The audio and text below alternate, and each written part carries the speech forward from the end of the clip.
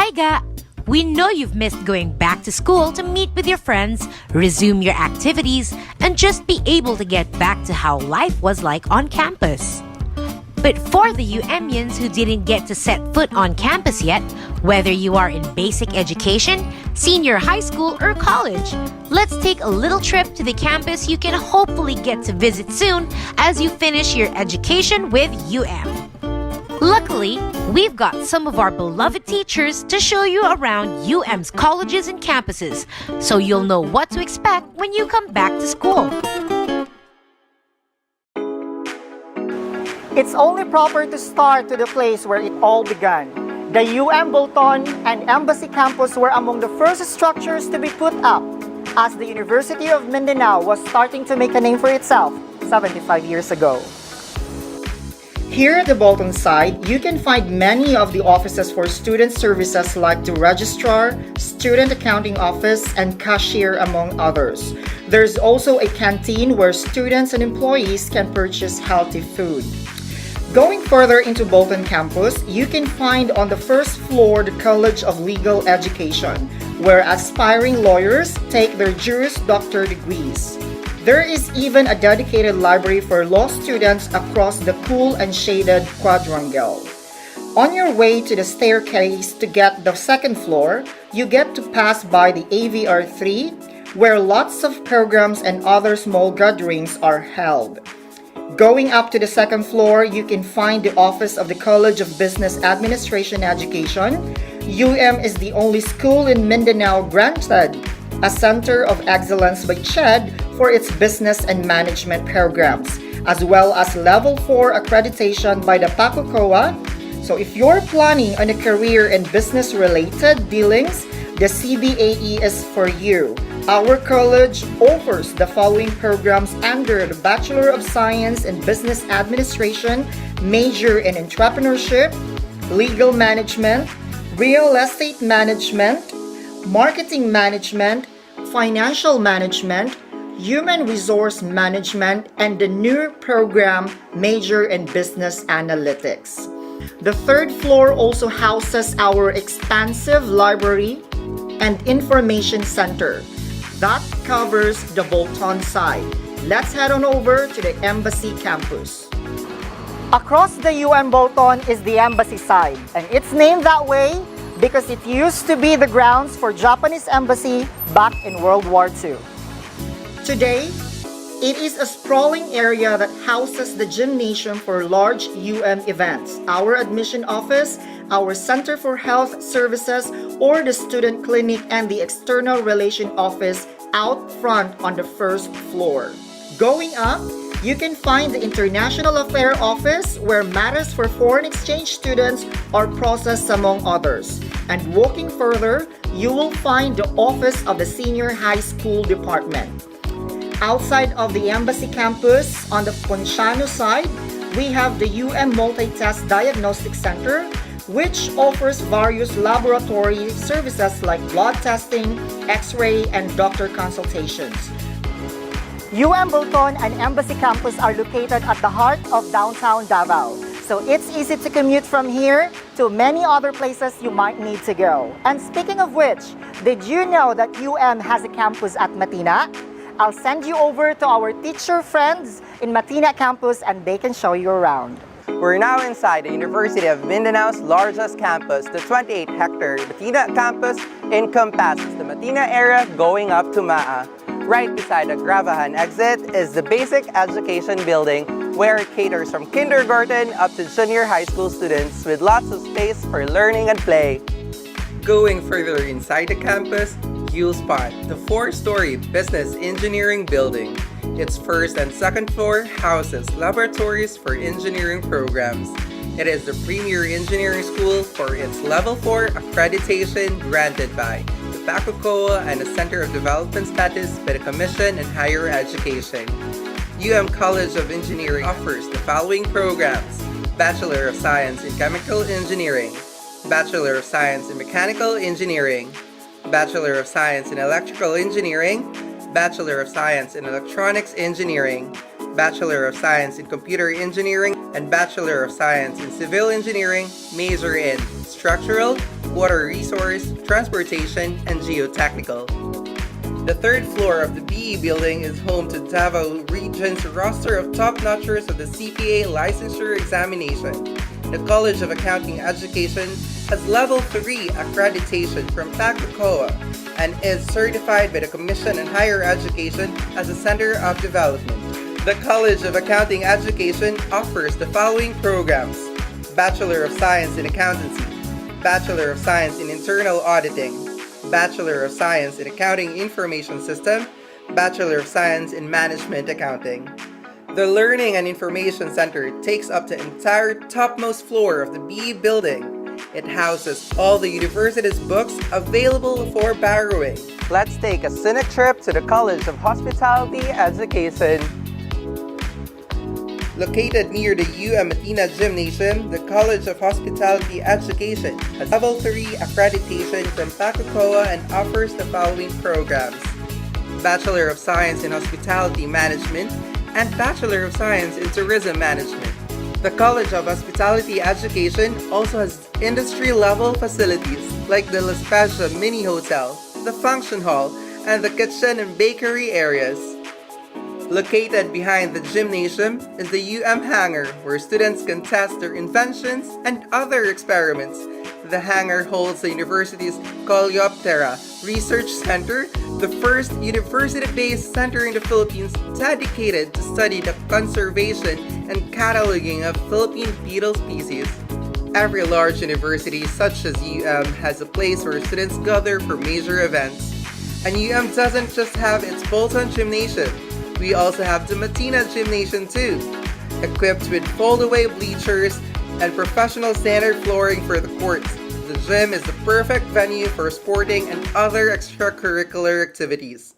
Despite being a bustling school, there's plenty of space in Matina for some quiet time and to be surrounded by nature. Matina has a mini forest with tables and benches because believes that learning and rest isn't just limited to the walls of a room. Is this tour making you a little hungry? Across the gymnasium is the university canteen and food court, which serves a variety of affordable meals, snacks, and drinks, where students can eat comfortably. Tables are regularly sanitized and electric fans are provided. Let's head down to the GET building. Named after the school's founder, Guillermo E. Torres, the building is home to Davao Region's producer of top-notchers in the licensure examinations for teachers. The College of Teacher Education offers the following programs: Bachelor of Elementary Education, Bachelor of Early Childhood Education, Bachelor of Special Needs Education, Bachelor of Physical Education, and Bachelor in Secondary Education, major in Biological Sciences, English, Social Studies, Filipino, and Mathematics. Also, found on the first floor of the GET building is the Audio-Visual Room 2, an air-conditioned and carpeted, fully equipped facility with cinema-style folded seating, which is frequently used for different programs. The second and third floor of the GET building is occupied by the premier criminology school in Davao, the College of Criminal Justice Education. The CCJE offers Bachelor of Science in Criminology and Bachelor of Science in Industrial Security Management. Heading further inside the campus, away from GET, we'll reach the DPT building. Named after former school president Dolores P. Torres, the four-story building houses the mini auditorium, the Quality Management Office, Research and Publication Center, Institute of Pedagogical and Assessment Center, some laboratories, and pocket gardens on its first floor. Located on the DPT's second floor is the College of Arts and Sciences Education. CASE offers the following programs: Bachelor of Arts in English, Bachelor of Arts in Communication, Bachelor of Science in Environmental Science, Bachelor of Science in Agroforestry, Bachelor of Science in Forestry, Bachelor of Science in Biology, Bachelor of Science in Mathematics, Bachelor of Arts in Political Science, Bachelor of Science in Public Administration, Bachelor of Science in Psychology, and Bachelor of Science in Social Work. The third floor of the DPT building houses the College of Health Sciences Education, or the CHSE. CHSE offers Bachelor of Science in Nursing, Bachelor of Science in Pharmacy, Bachelor of Science in Medical Technology, and Bachelor of Science in Nutrition and Dietetics. Sharing the floor with CHSE is the College of Computing Education.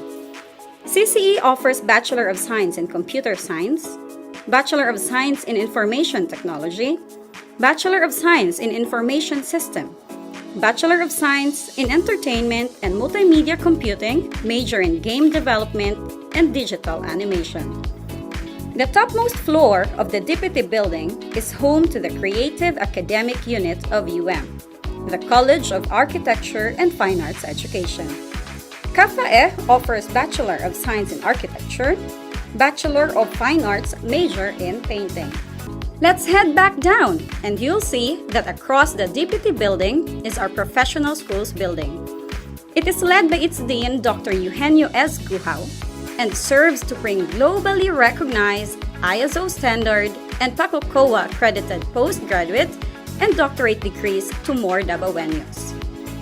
We're about to head out now, but before we leave, let's take a look at the Oval Track and Sports Stadium.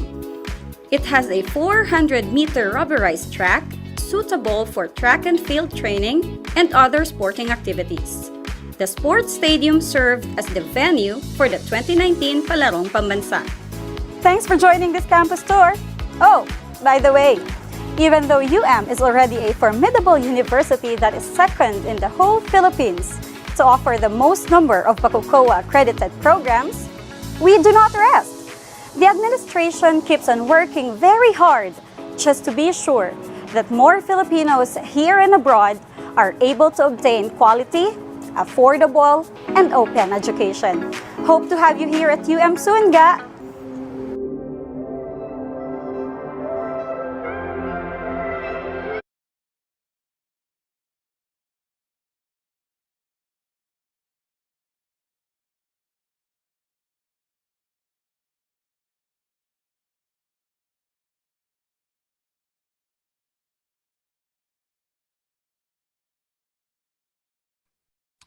All right, good afternoon, everyone. Welcome to the University of Mindanao. This is actually our webinar, a free webinar for you, senior high school students, the SHS Immersion webinar. All right, so you've just seen the two campuses here in Davao City, and that is the Bolton Campus of and also the Matina Campus. So we hope that you enjoyed our virtual tour on these two campuses. And hopefully, soon, once everything is okay you can just drop here in and we can just tour you around the campus of these two campuses. All right, but this time now let's prepare ourselves as we will have our immersion webinar. All right, so specifically this afternoon we are now in our episode 6 of our webinar series, and we will be focusing on IT and computing. So we invite those students, grade 12 students who are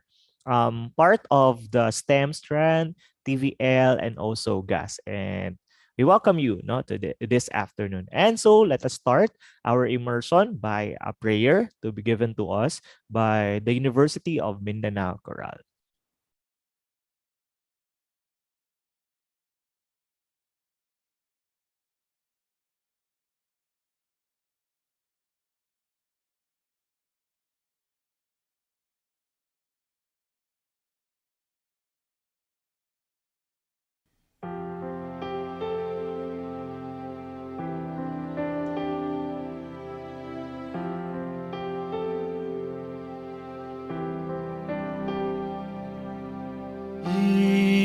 Signore mi rende uno strumento della vostra pace. Lord, make me an instrument of dove ci è odio, lasciarlo seminare l'amore. Where there is hatred, let me sow love. Dove ci è ferita, Where there is injury, perdono, dove ci è dubbio, there is doubt, fede, dove ci è desperazione, sperare, dove ci è nerezza, illuminarsi, dove c'è la tristezza.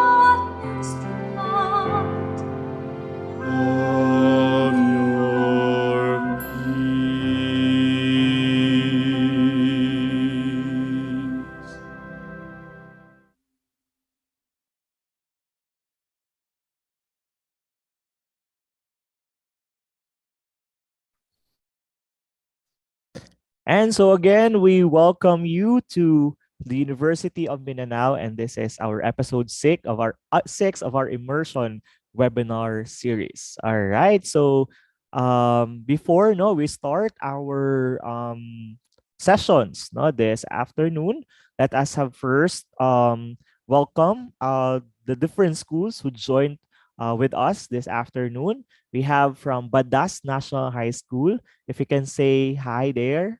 No, kaway-kaway from those students from Badas National High School. Welcome. We also welcome students from Mabini National High School. Hello, hello sa inyo dyan. Welcome din ang students from Doña Carmen Denia National High School. Kaway-kaway naman kayo dyan. Students from Tugbok National High School. Hello, hello. Mag-ingay. All right. We also welcome students from Kabantian National High School. Hello, hello sa inyo. We also welcome students from Inawayan National High School. Hello sa mga students from New Ilang Achievers Academy. Hello, sir. Good afternoon. Good afternoon. Welcome to University of Mindanao and welcome to this immersion webinar. Regards ko sa inyo mga teachers dara. All right. So we say thank you also to the teachers, immersion teachers of the different schools na nandito ngayon. Say thank you po for supporting this initiative of the University of Mindanao. This is one way of giving opportunity to our students who are enrolled this year sa ating senior high school. So basically you're not able to experience those practical na mga duties and responsibilities na magagawa through face-to-face, but because UM would really like to partner with the DepEd's program, especially the immersion subject. That's why we do this webinar for you guys so that you can also see, you'll have that exposure. Kung ano ba yung mangyayari sa inyo once you push through no with those careers that you want no in the future. And since you are enrolled in this different strand, the STEM, the TVL, and also GAS, so you will be exposed no this afternoon to these activities. So this afternoon, no, we will be tackling no topics with that are actually aligned on your immersion subject. We will be talking about pre-employment requirements. So what are these? This talks about how to ace an interview, how to create a winning cover letter and resume, work ethics, and also social media etiquette. And aside from that, no, we will be exposing you to IT and computing na mga um, courses and programs, and so that you have that exposure also to these activities. I mean to these programs and courses. And definitely, we would also like to share to you guys with regards to the University of Mindanao, no? Why choose University of Mindanao, and why is it that it is necessary and beneficial to be part of the University of Mindanao once you would like to pursue your higher education. All right. So I think everyone is excited for that. This is 3 hour no na immersion natin, no? So once you'll have difficulty with your connection, no, in our Zoom, you can actually go to our YouTube channel. So we are also live or streaming live in our official YouTube channel, and that's the University of Mindanao official. All right? So yun. So you can actually send no our link no na binigay namin sa inyo via email, yung Zoom link, so that you can your friends or your classmates who are actually interested to IT and computing that would also be part of this immersion webinar. And after this 3 hour later on, we will give you a link no so that you can also get a certificate no of participation on this immersion webinar. And I think no some of your teachers required no you to have that certificate, and we will give you that. And an exciting part on this, because after every talks, we'll have our activity, no? We'll have our game. And in that game, of course, pag may game, meron talagang prize. All right? So later on, we will reveal what's the prize. All right? So just stick around with us this afternoon. Okay, so without further ado, let's start our session. So our first session will be about pre-employment requirements. All right. So I will be the one no, to share to you guys with regards to pre-employment requirements. And these are very important topics. Know how to ace an interview, how to write a winning cover letter and resume, and also work ethics, and also social media etiquette, since we are very exposed to social media. So let's start no, our session. All right, so for a while, let me share my screen. All right, here we go.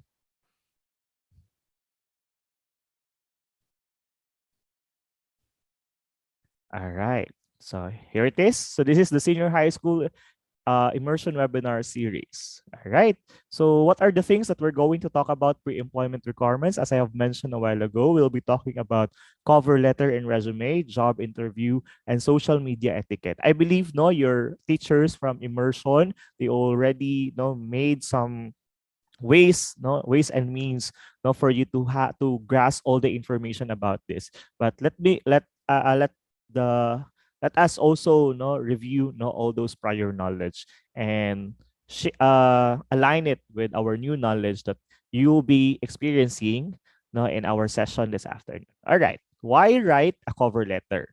All right, so these are the 3 reasons no why we should write a cover letter. First is that to show your communication skills and writing skills. No, these are very important skills na tinitingnan no ng mga employer, no? So if a person can really communicate and also can write, all right? So yun yung mga very important skills na kailangan natin ma-develop. And in order for them to evaluate that one, yung employer natin, So through cover letter, they will be able to know that one. Second is to highlight your purpose of the letter and introduce writer or applicant to the reader. So you're introducing yourself to the employer, of course, because you want to get a job, to land a job. And what's your purpose? There on the cover letter, you can highlight that one. All right. So later on, I'll be expanding. Now, what are those things that you have to highlight in order for them to know what's your purpose in writing the cover letter? And the third one is to give the reader an idea whether to continue to read of the rest of your documents or not. Okay, so kasi these HR people are very busy people. So once they see no that your write-up is not that interested, so pwede na malabay. So in this way, they'll have an idea, no, if they're going to continue, they're very interested, no, to the documents, no, that you've passed in order for you to get the job that you want to. All right. So let's have an example.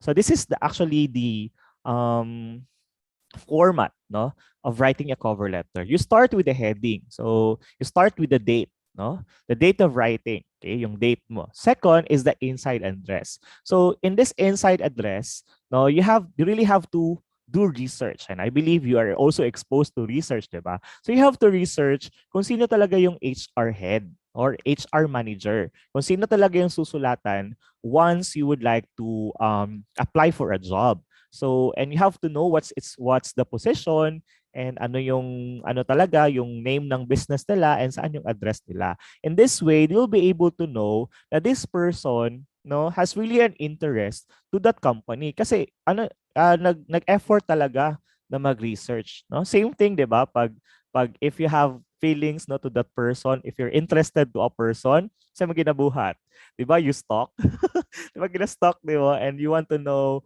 what's his or her likes and so on and so forth so that you can have an idea of his or her personality. So same thing, no, once you would like to apply for work, you have to know kung saan isusulat o sino yung ilalagay mo na inside address. Okay? So make sure that you know the full name and the position and the name of the company and its address. So after that, the salutation. So be formal sounding in this part. Do not use dear kasi you're not close with that person.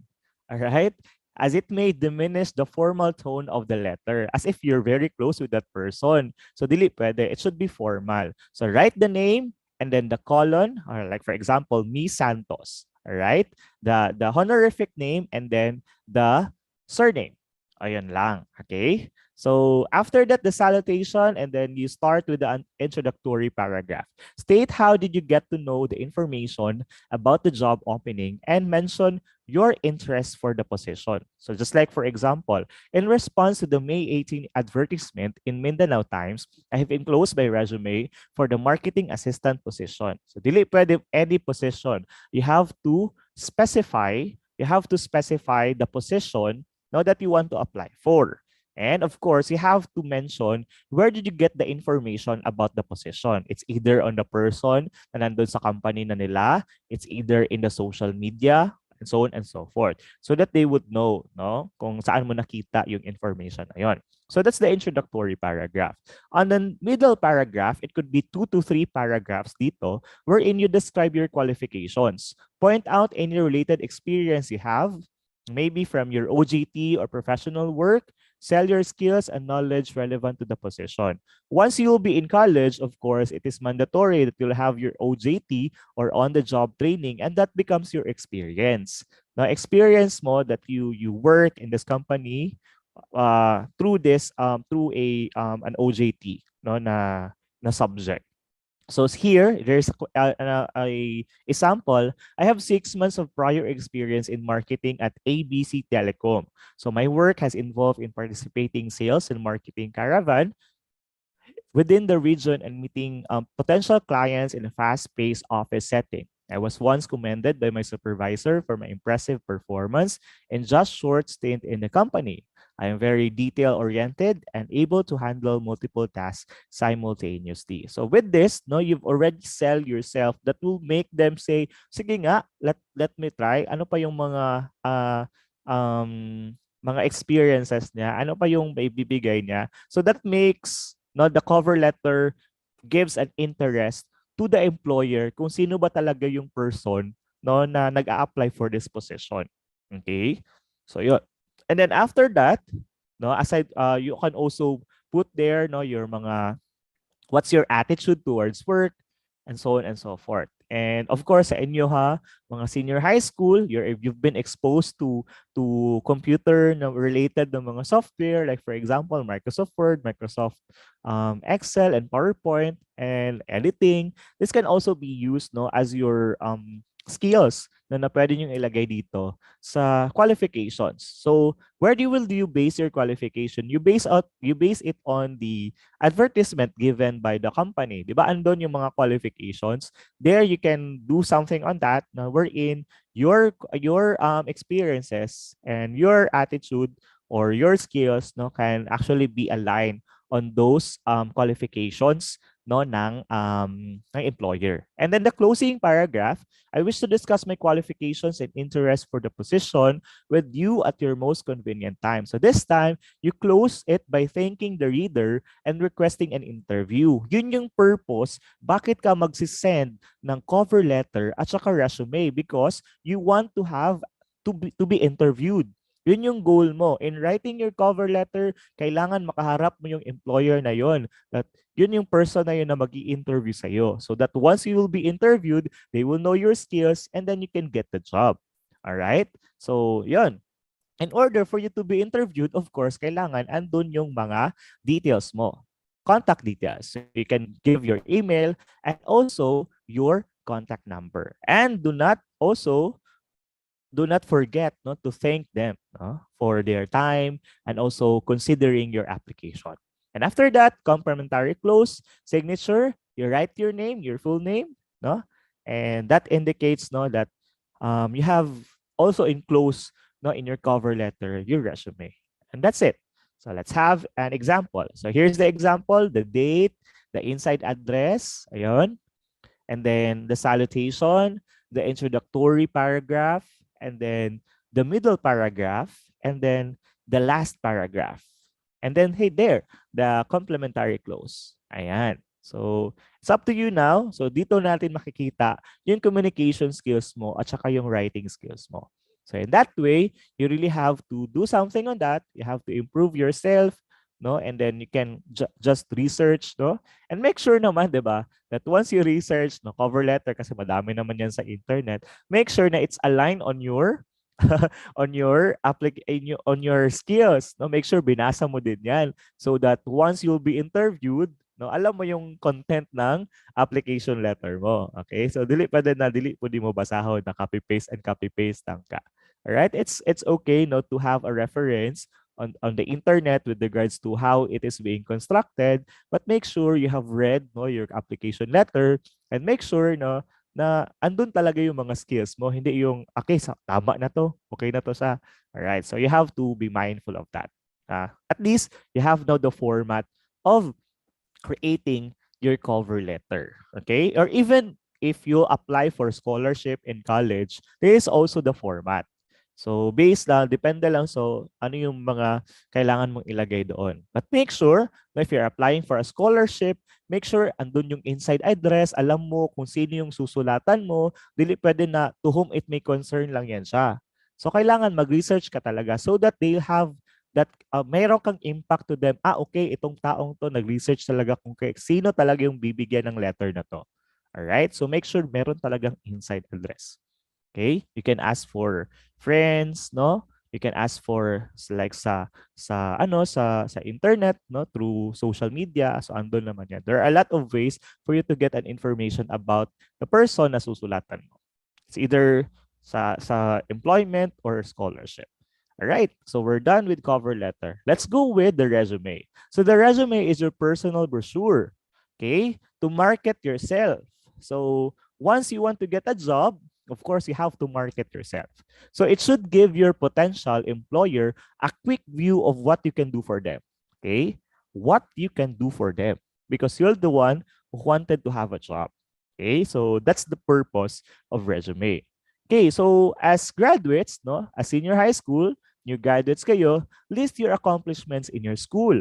Okay? Do not worry about that having work-related accomplishments.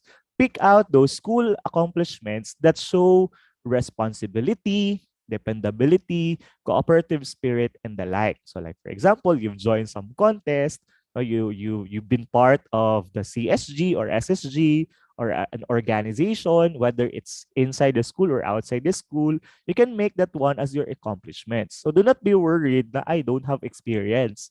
Okay? So yun lang kasi yung mga parang worry natin na I think I cannot be part of this job or I cannot get this job because I don't have experience. But those accomplishments that you've got no from your school or from the community will somehow show to them that you're a responsible person, you are dependable, and you have that spirit no that's very cooperative and willing to learn and willing to be with others. So these are the contents no na makikita natin or you can put no, on your resume. Of course, you write your full name, your address, and also your contact number and email address. Huwag mo talaga yung walain kasi that makes no for you to have easy access no sa kanila na matawagan kanila once they're interested no for you to be interviewed. Again, the purpose of application and resume is for you to get an interview. All right? So you write the summary statement no there you can describe no a statement that will tell no to them what's your skill no what's your accomplishment and so on and so forth. Okay? So you have to have work experience. So in college, no, you can once you graduate in college also that while in college you are working, so pwedeng ilagay dyan. Or kayo ngayon, senior high school, if you're working while having your grade 12 no, na year, so pwede yun yung ilagay dyan. So what's your responsibility on that job? What are your accomplishment and also your education? All right. Next. Okay, so a resume should answer these keys. What can you do for me? All right? Do you have the skills I'm looking for? So saan mo yan titingnan? You go to the yung advertisement nila. Wherein andun yung mga qualifications. Where have you worked before if you have work experience? Is your experience relevant to my needs? Do you have the right education and or credentials? Of course, part yan sa qualifications. Di ba? Lalagay nila doon. Ano yung kinakailangan nila? It's a senior high school graduate ba? College graduate ba? So on and so forth. Okay? Do you have the right, what kind of person are you? So, of course, no, you can describe yourself, no, in terms of, um, ano yung mga ginagawa mo sa school or yung sa experience mo sa work mo. And where can I contact you? Of course, your contact details. Okay, so common skills needed no by employer. Okay, so tingnan nyo ngayon, you have to evaluate yourself if you have this kind of skills. Okay, communication skills, problem solving skills, responsibility or being responsible, eagerness to learn, okay, creative thinking, and I know senior high schools are very creative, no? People skills, they have that social skills, no? Nakikihalubilo from different people, personal skills, self-management, and also technical skills. And you are very blessed, no, senior high school, because in your generation today, you are very exposed, no, you're very exposed to itong technical skills. That's why no very advantageous sa inyo no that we are very exposed to internet, to computer, to technicalities no. So these are the skills that you have to bear on your minds no once you would like to have your work. So how to develop these skills ito no pa-evaluate nyo ngayon. I think merong mga kulang sa akin no, there are things that I have to improve. So how to develop these skills? So sa schools ninyo, so dapat nag-join no, or you would go to college, join different na mga activities or organization no that can help develop all these skills. Kasi once you're part of an organization, you'll be an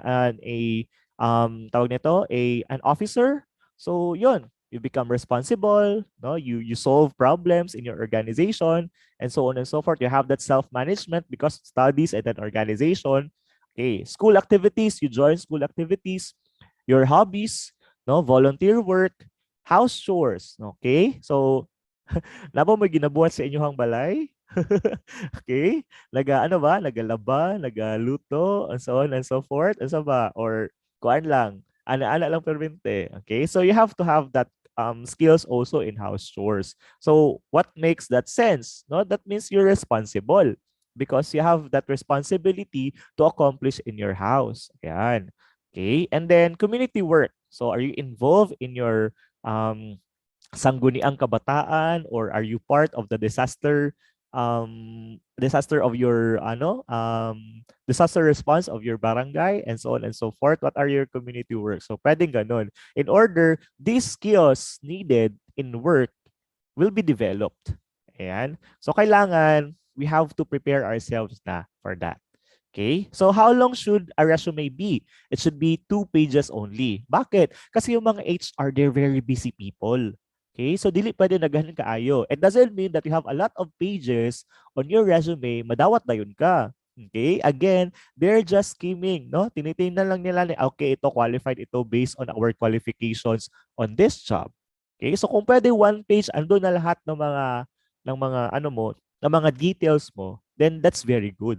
Okay, what should I include in my personal data? In general, avoid facts that may be used to discriminate against you. Like for example, height, weight, ayan.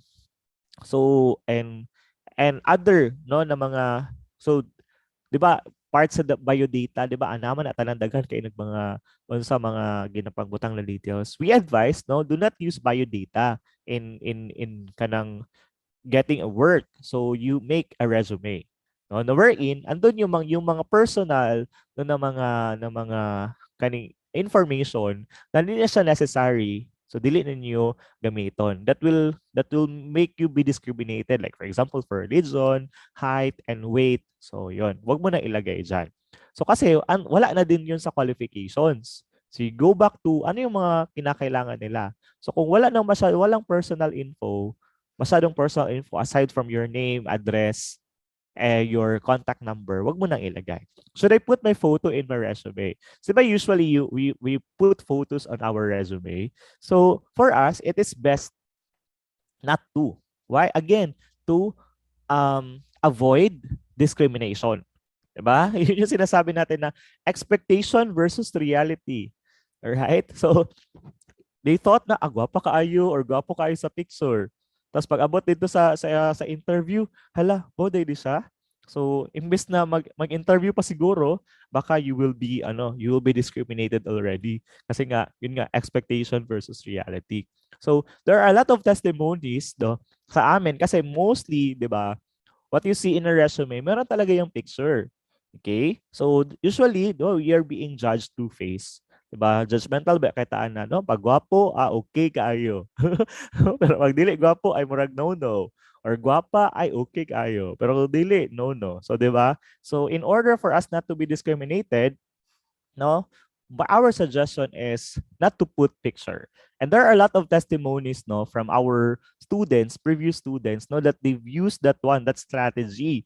No, na ano lang, yung mga information lang, content lang nila with regards to their qualification for that job. And you know what? The HR were very curious. Who's the person behind this resume and cover letter? So kaya yun, the purpose of cover letter and resume is for you to get an interview. So kasi nga naging curious yung HR, ayun. So tinawagan. Ikaw pala yun. So we want to avoid discrimination, no? Kasi nga at some point, we are being judged through our faces. Ayan. Hindi na yung skills natin. All right. So here's a sample. No, this is a infographic na sample of resume. So you can have this one if you have the skills of making this kind of resume, then do it. Kung wala naman, do have the traditional. Now make sure lang na klaro, no? And yun, and then yung summary statement, objectives, skills, education, experience, affiliations, if you have organizations, nag-iapilan, honors and awards, if you have that one, seminars na sinalihan. So after this, you can be given a certificate. So you can put that one as part of your seminar na nag-join ka ng ganitong activity. Character reference. Okay, itong character reference, these are people na can give no palang validity to those information na nilagay mo diyan. Pero dili pwede immediate family like your mama, your ate, your kuya. It should be the people no na parang part no naging part na ng nandito sa resume mo. Like for example, sa school. So naglagay ka man ng education diyan. So you can write your character reference as your teacher, your principal. If nag-work ka, nilagay mo sa resume mo that you have that experience in work, sino yung manager mo doon? Yun yung ilalagay mo sa character reference. Dili pwede si mama, kay mabayas good na, ay, grabe kina kong anak. Wala na yun, di ba? No? Supportive kasi mama. But it's not, no? It should be other people na can qualify this information na ilagay mo. Honors and awards. So, sino maka-justify niyan? It's your teacher. Yeah, honor yan siya. Ganito siya, ganyan. So, ilalagay mo dyan na character reference, your teachers, no? Your employers, kung nagtrabaho na kayo. And of course, yung kung part kayo ng community, ng mga activities, you can write your barangay captain, your purok leader. So, these people can help you no, get the interview no, for this kasi tatawagan yan sila ng HR. All right. Okay. So yun, meron ka ng application letter and resume, pinasa mo na, and here comes na tinawagan ka. Because again, our purpose of having cover letter and resume is for you to get an interview. So what are the things that you have to do in order for you to become successful in the interview portion? O, di ba? Di ba, in a pageant, so di ba, dagan na kayong mga paso-paso. But, and then yung deciding point, no, for you to be crowned as Miss ganito or Mr. ganito is once you will be, ano man, ikaw yung highest sa interview. Yun yung deciding point. So that means that you have to be prepared on this. Again, preparation is half the battle. So kailangan prepared tayo on every battle that we will have. How candidates behave during the interview is often seen as indicator how they will perform in the job. Okay? The better prepared you are, the less nervous you will. You will feel and the more confident you will appear. Kasi alam mo, you're prepared. I can do this. I can answer all your questions because I have prepared on this. 'Di ba? Confident ka once nag-study ka sa imong exam. Diba? Once nag-study ka sa exam, confident ka nga manggawa sa exam. And then you will have a good performance. Tama? The more you know about the purpose of the interview and the organization, the better your response to the questions. So that's why you have to research. Okay? Kung saan ka man company mag-apply for a position, you have to research kung ano ang performance ng company. Di pwede na you will just go to the interview without knowing kung anong ina-applyan mo. Okay? So that means you have to research. Background check. Diba? Kaya, as I have mentioned a while ago, diba? Kung kanang sa mga lalaki, no, before ka manguyab, no, anang babae, if you have an interest to that person, 'di ba? Naga-background check ka. Okay, gina-stalk nimo ang profile picture, mga activities and so on and so forth. Same din sa mga babae, 'di ba? No, if you have kanang if you're interested to the person, yung lalaki, 'di ba? You make a background check. Okay? So same din and you have to know some information. Same thing with the having an interview. Kailangan alam mo kung anong company ang ina-applyan mo. What are their achievements and so on and so forth. Okay. Here are the hiring managers no are looking no for an employee. Okay? So kailangan you have the ability to perform the job.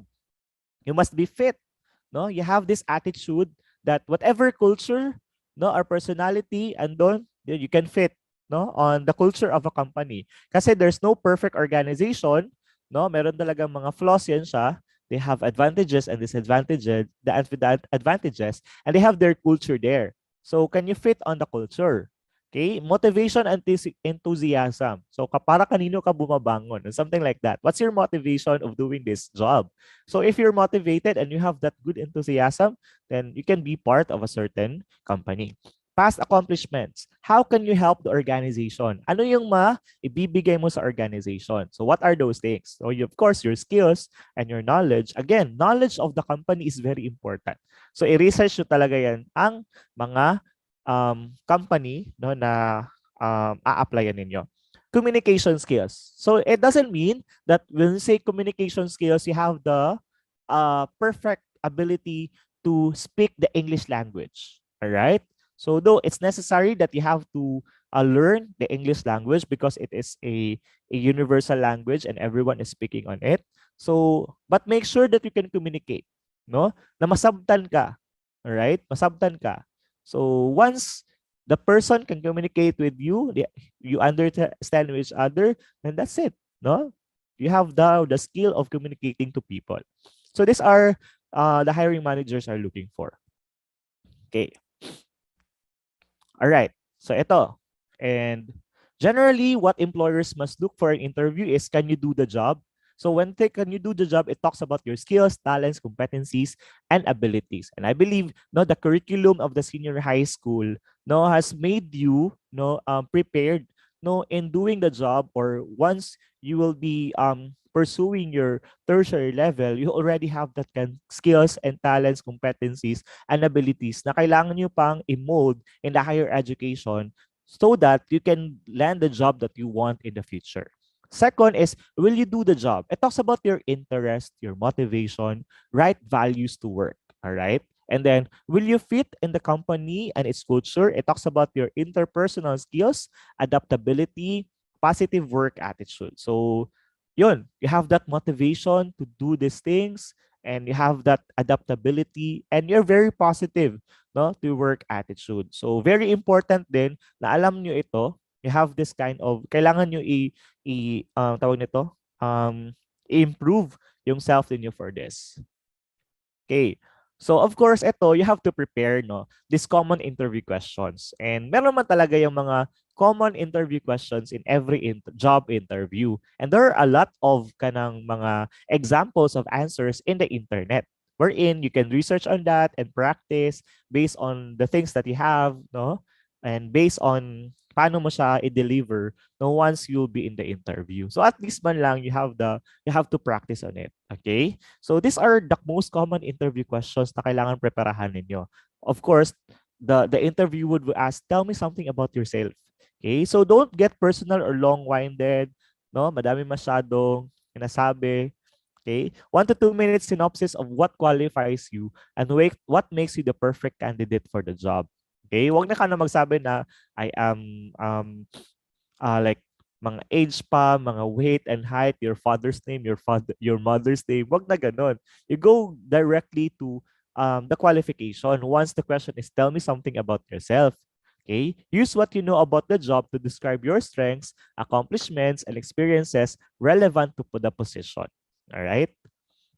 Okay, most common job interview question, what do you know about our company? Yun ang sinasabi ko kanina that you really have to research. So try to reveal that you know not only facts about the company, but that you have taken an analytical view of the company. Now we've known we've known your company for quite some time, and in terms of your sales and like this and like that, you have really surpassed the other leading companies or something like that. So in addition to citing information about their company, try to note their key competitors and any trends in the industry. No? So para, kuyawan yung bataan ni, nag-unsa jud with regards sa amo kung unsa na among position.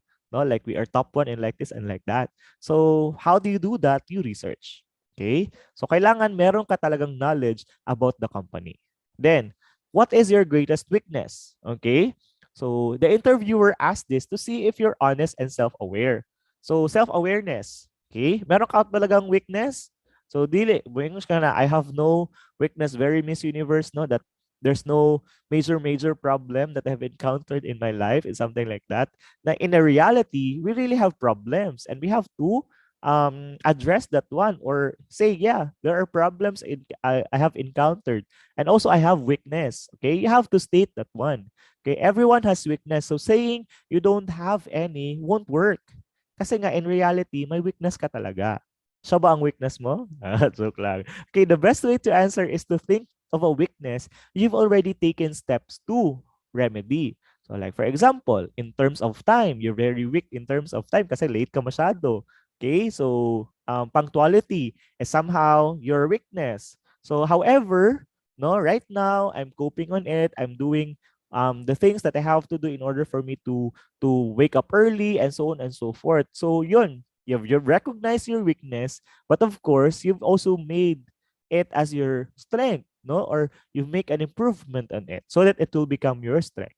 So in this question, kailangan mo lang talaga isabi na you have a weakness, and that way you're telling to them that you are self-aware.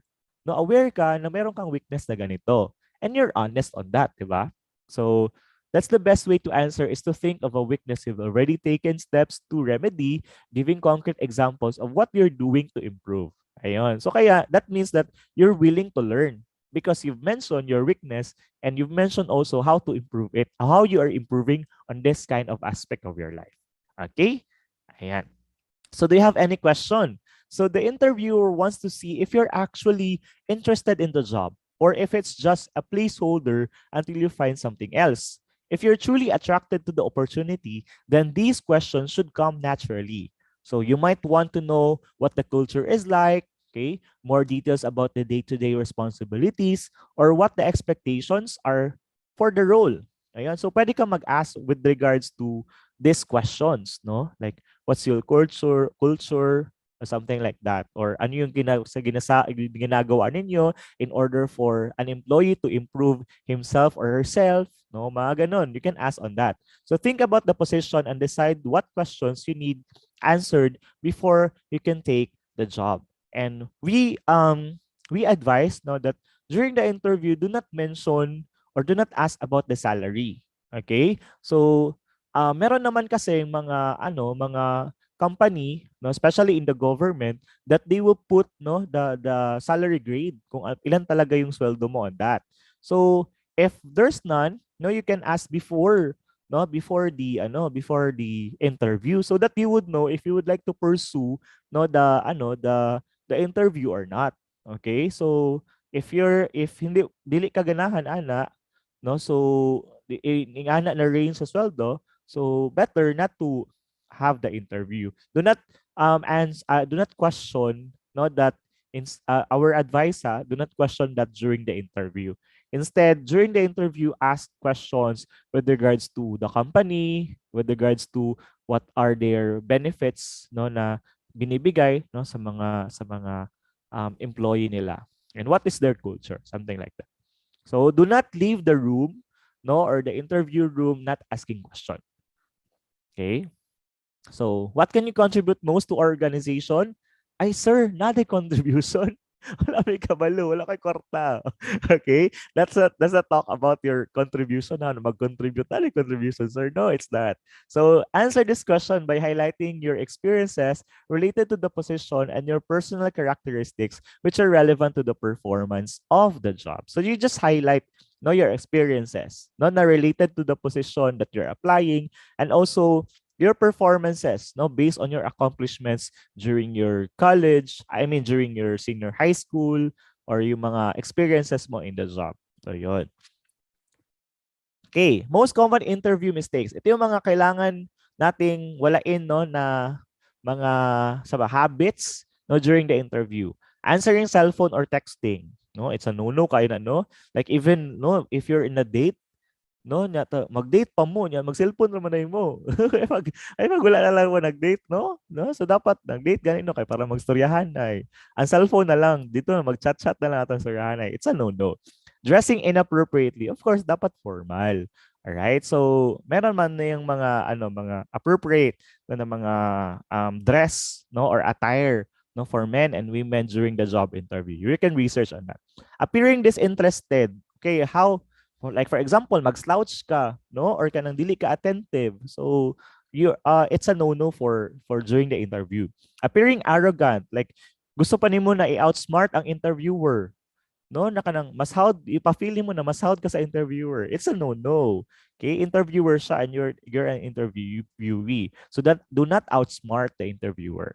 So appearing unprepared, yun. So again, preparation is half the battle. So kailangan prepared ka during the interview. Chewing gum, no? I understand others, no, pag parang defense mechanism para mawala yung nervous.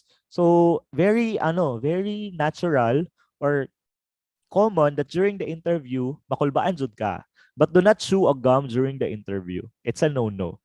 Not providing specific answers, no? Murag Miss Universe na very general. So do not give very general answers during the job interview. Kasi nga, dili man siya time, wala man siya, di siya, wala siyang time limit. So, it's a casual, an interview. Unlike beauty queens that they will be given 30 seconds to answer a question. That's why most of their answers are very general. So, give specific answers. No? Like for example, what's your weakness? Give weakness talaga. Ano yung weakness na yun and how did you improve on that? So, dapat specified yung answer mo. Not asking good questions. Okay? So, dapat, again, do not leave the interview room without asking questions. So, you ask questions relevant to the work, ask questions about sa company. Ayun. So those are most common interview mistakes. So that's why you have to bear on this on your mind so that once you'll be interviewed, wala to. It's either in a job or yung mga ina-apply nyo ng mga scholarship. Meron talaga yung mga interview.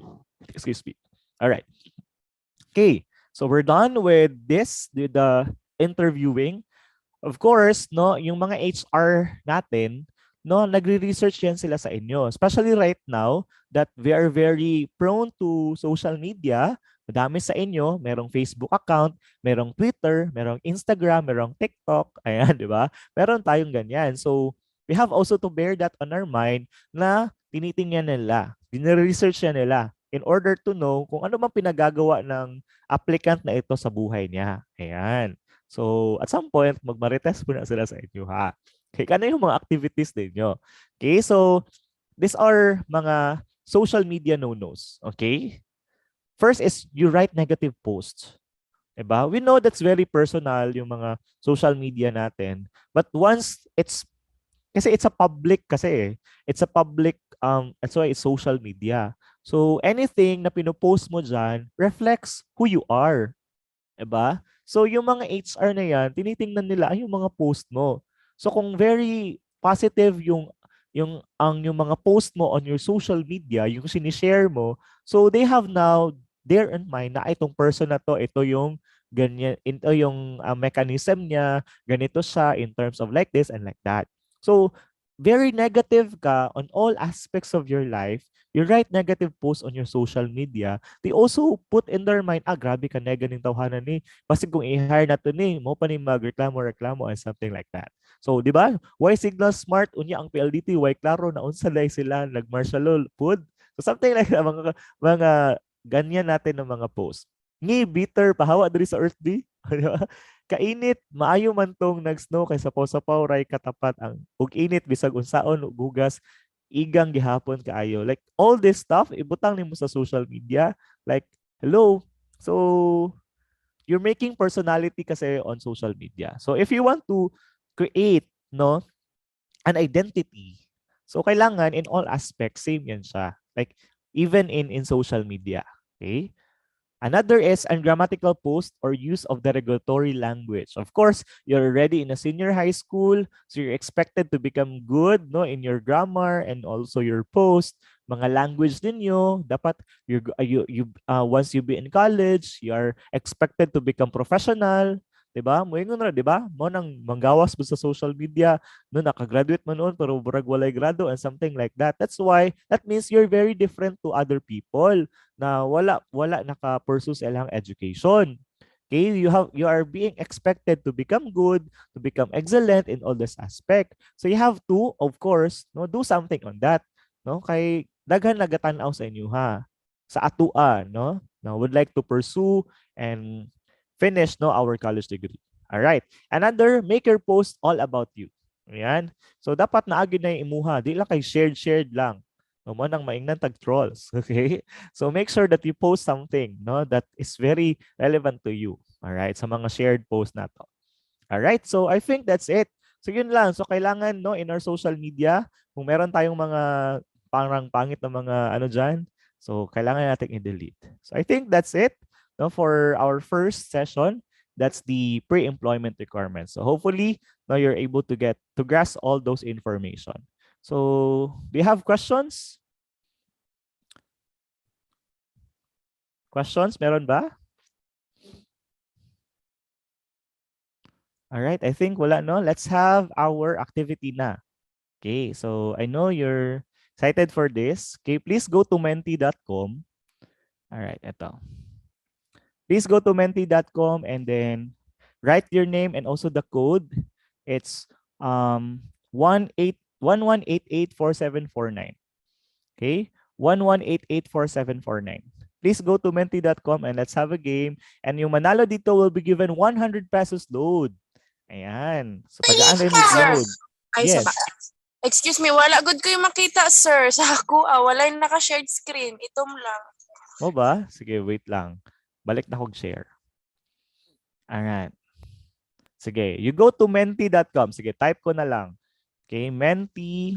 Sa Chrome ni sir. Oh, yes, pwede sa Chrome. Menti.com. Ayan. Ayan. And then, you write the code 11884749.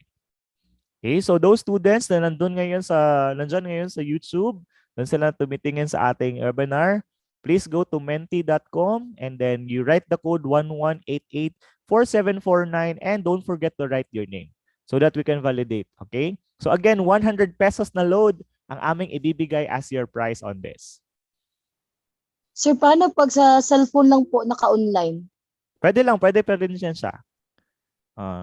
Sir, pwede pakiulit sa sa code? So it's 118, nasa chat, 11884749. 11884749. Sige lang, skip mo lang yung Zoom. Maybell. Hindi pa niyan siya mawala. Then go to a Chrome. Or your, yan, Safari ba yan siya? Mga ganon. So, dili man ka mawala sa Zoom, ana. Ayan. Okay, go. Ayan, so we have, how many na ba? We have... na po, sir? Alright. Okay, sige. Oh, excited masyado. Okay. Sige, let's wait pa. Like, isa na lang. Ayun. Isa pa dyan.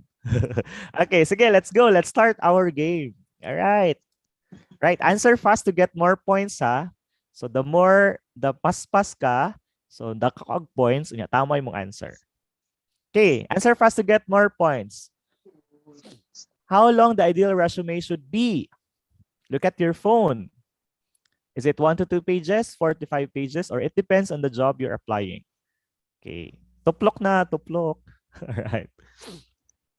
5, 4, 3, 2, 1. Everyone has voted. Most of you says it's 1 to 2 pages. Very good. You get the correct answer. Only 2 of you and mali ang answer. Let's see who's on the leaderboard. Number 1 lang yung bibigyan natin ha ng prize. So it's Dayan. All right. And then Kate. And then Christian. All right.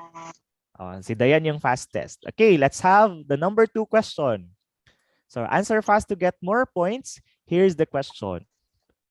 The objective of the resume is for the applicant to get hired. Is this true or false? Ayan. 10 seconds to answer this question. 7, 6, 4. Everyone has voted. Alright, isa lang ang nakatama. Di ba again, sinasabi ko kanina, the objective of the resume is for the applicant to get an interview. Di ba? Interview. Hindi mo na ma-hire. Ayan. So, sino tong isa lang? So, hindi pa ako makapasok. Ala, di ka makakapasulod. Baka internet. Okay, so it's Shen Genesis. Alright. So, Shen, you're the number 1 here. We still have 3 questions. Okay. So, kaya pa na. Okay, answer fast to get more points. In a hiring process, the best applicant gets the job. Is this true or false? So somehow related to the second question. 8, 7, 6, 5, 4, 3. Everyone has voted. Uy, 3 lang ang nakatama. Again, the best interview. Yon, kung sino yung best interview, siya yung makakuha ng job na yon. Alright. Okay, let's see. It would be Shen pa ba? Or meron ng bago? I think meron mang bago. Or it's Shen pa din. Let's see. Alright, Shen and then Lillian. Alright, and then Kate is on the 3rd. We still have 2 questions. Here's the second to the last question. Answer fast to get more points. Here we go. Which of the following should be in a resume? So, saan dito? Is it a contact number, height, or religion? Yung dapat nasa resume. 6, 5, 4, 3, 2, 1. And very good. Lahat tamang answer. Let's see who's on our leaderboard. Ito, fastest na nakatuplok sa tinuod na answer. Alright, would it still be Shen? Alright, Shen, ikaw pa din yung top 1. Kaya pa yan, Lilian and Kate. Alright, sige. Here we go. Last question for this round. Answer fast to get more points. Here's the question. During the interview, an applicant should ask any question to the interviewer. True or false? 8 seconds to answer. Everyone has voted and you are correct. 12 of you got the correct answer. It's true. Dapat mag-ask you. Do not leave the interview room without asking a question. And here we go. Our winner for this round, Sanik Menti, is no other than Dun. All right. It's Shen Genesis. Congratulations, Shen Genesis. Please type your number in our chat box so that I can load Sir. right away. Yes. Dili ko mo sugot, Char. Sige lang, later. Meron pa tayo. Sige, kapag na very competitive. Sayang ang 100 na load, sir. Yes. Sige lang. But we still have other later. All right. So, Shen, please type your number in our chat box so that I can load your yung load mo. All right. Sige. All right, so this time let's go to our next session that would focus on the yung topic natin ngayon, IT and computing immersion. All right, so without further ado, let me introduce to you 2 speakers this afternoon. Our first speaker is the BSIT program head, all right, to give us studies and careers in ICT, Prof. Reverend Cliff Fajardo. And our second speaker, would still talk about studies and careers in ICT, is the OJT coordinator of the College of Computing Education, Professor Charisse P. Barbosa. All right, a virtual round of applause for them. Ma'am, sir. Hello, everyone. So can you give me the part to share my entire screen, sir? Yes, sir. Right.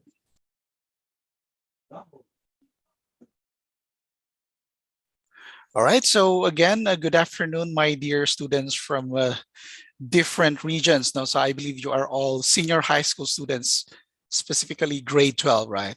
So if you don't know, I've been in the senior high school program for the past 4 years, handling ICT-related subjects, namely MIL and the empowerment technology. So I am very familiar on how it works in the senior high school department. And also, if you don't know, there are actually some common subjects in different strands. Since I noticed in the chat box, some of you are from the STEM, from TVL, from GAS, and even from UMS. So don't you worry, this time I'm going to discuss to you some of the studies and the careers in ICT. So again, I'm Sir Cliff, the current program head of the BSIT, and here's with me Professor Charisse Barbosa, the current OGT coordinator of the College of Computing Education.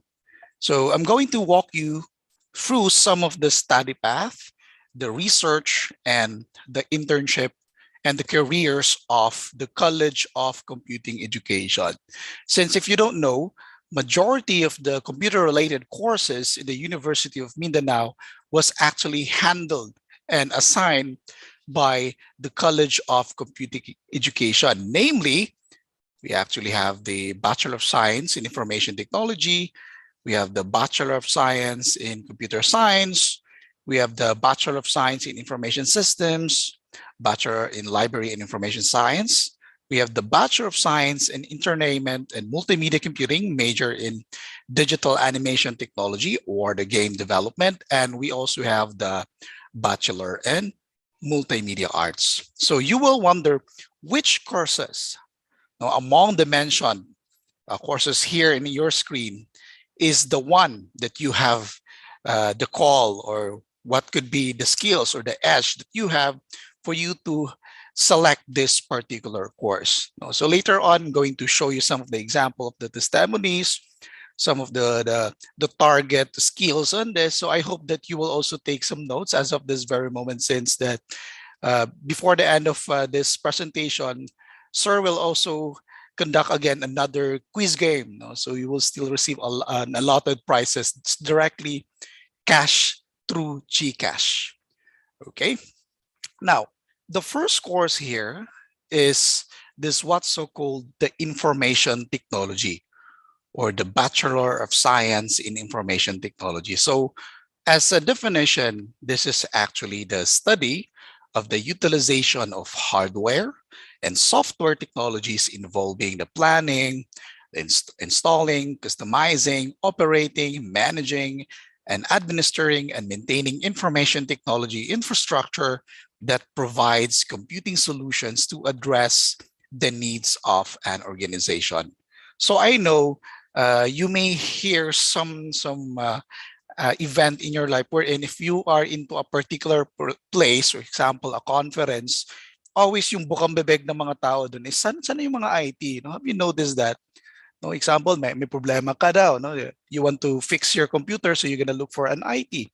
So if the BSIT program is the most common course across the globe. So kaya nga, majority of the companies, or I cannot name a single company that do not need an IT, especially in this pandemic crisis. Na the digital environment is in demand. And of course, since everyone is obliged to adapt to the online environment, the IT students or the IT people are now have the advantage to easily adapt to all of those necessary competencies to change, especially the mahirapan na tayo, we are no longer allowed with face-to-face. So try to imagine yourself, you are already an IT specialist. So wala kang problema, so yung example, wala kang hindi ka pupunta sa school, so you already have the necessary tools to still conduct all of those conference or meetings. But other than that, we actually have a composition on the information technology. So you will wonder, ano ba talaga yung trabaho ng isang IT professional? So we have actually the deployment, configuration, and administration. We have the infrastructure management. We have the database management and the software development. So when we say deployment, configuration, and administration, you are more into the maintenance of the technological tools of a certain company. So as I mentioned kanina, lahat ng mga companies, kahit saan ka pa, the moment that you graduate as an IT professional, madali ka talaga makakahanap ng trabaho kasi all of the companies are in need of an IT professional. So for example, may isang company dyan, they always have an IT department to fix, of course, their devices. So sino yung mag-fix ng kanilang computers, for the internet, for the network, sa kanilang pag-connect with different na mga devices, and so on.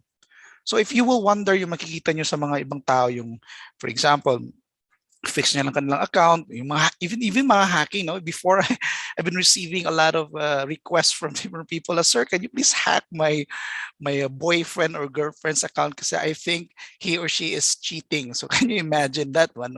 Kahit yan lang na part, we are still in need as an IT. But that is not really the foundation of IT. So we are really focusing on those in the deployment and configuration and administration. And other than that, we also have the infrastructure management, wherein we maintain the network security of a certain company. So alam naman natin the word hacking. So of course, meron din mga tinatawag natin mga cyber criminals. So I believe nakikita niyo yung mga different posts from different social media sites, di ba? Yung may mga problema daw sa kanilang company, na-hack daw kanilang account. So we are the ones responsible on maintaining that one to prevent all of those mga illegal activities. So ganyan kalaki yung responsibilidad ng isang IT professional. So if you really have the edge, then this might be your call as a BSIT student. Now, you will wonder, how did Facebook, Google, or any of those mga websites na having a lot of users, no, example, yung Google, di ba billions of users in-handle nila, no, in the whole world. So they actually have a headquarters maintaining the data of all of each of the accounts, and they can even assign a database manager or a database staff to that. So marami kang pag-a-applyan, no? So marami yung mga mako-cover na trabaho mo with IT. And lastly, the greatest thing about this is the software development. So for example, gusto mong gumawa ng sarili mong Facebook, gawa ka ng sarili mong Instagram, ano ba yan? Example, in mobile apps, gagawa ka ng mga application through your phone. That is also included in the information technology. So actually, in my case, no, I've been developing also different systems na nakakatulong sa isang company. So kayong gagawa niyan. Can you imagine yourself, no? Ikaw yung gumawa ng isang particular website and a lot of people are using it. Your relatives, your friends are using it. So nakikita mo talaga ano yung mga transactions nila kasi ikaw yung gumawa niyan. So that's also your edge. And even as of this crisis, no, of course, yung transition natin from physical to virtual. So majority of the jobs now are into online-based talaga. So marami yung nagkakatrabaho as a virtual assistant, yung freelance job lang, ano, or even software development through online. So hindi mo na kailangan pumunta pa sa trabaho mo in that particular company para gawin mo yung trabaho mo. I actually have a lot of friends, no, their employer are from US and nandito lang sila sa Pilipinas and they're receiving, of course, a huge compensation. So maganda talaga, no, with IT. Okay, so yun yung mga edge niya. So, gawa ka ng mga application, system, lahat na nakikita mo sa website, the moment that you type something on your web browser, and then may lalabas dyan na website, you interact with it, ang gumagawa niyan are mga IT professionals. So if you think gusto mong gumawa ng mga na-mention ko kanina, then you can enroll to BSIT or the Bachelor of Science in Information Technology. All right.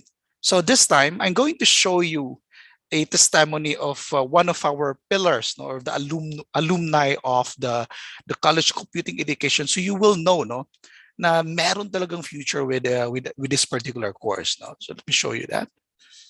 So let me play this video.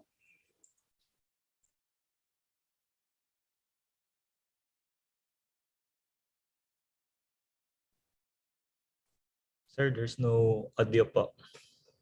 I think wala naka-share sound po.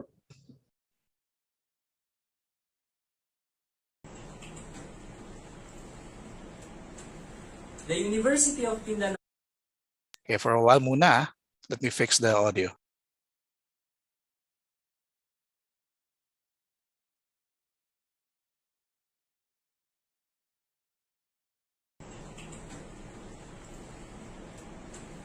The University of Mindanao's open education system has helped transform many students, mostly the underprivileged, into professionals at par with international standards.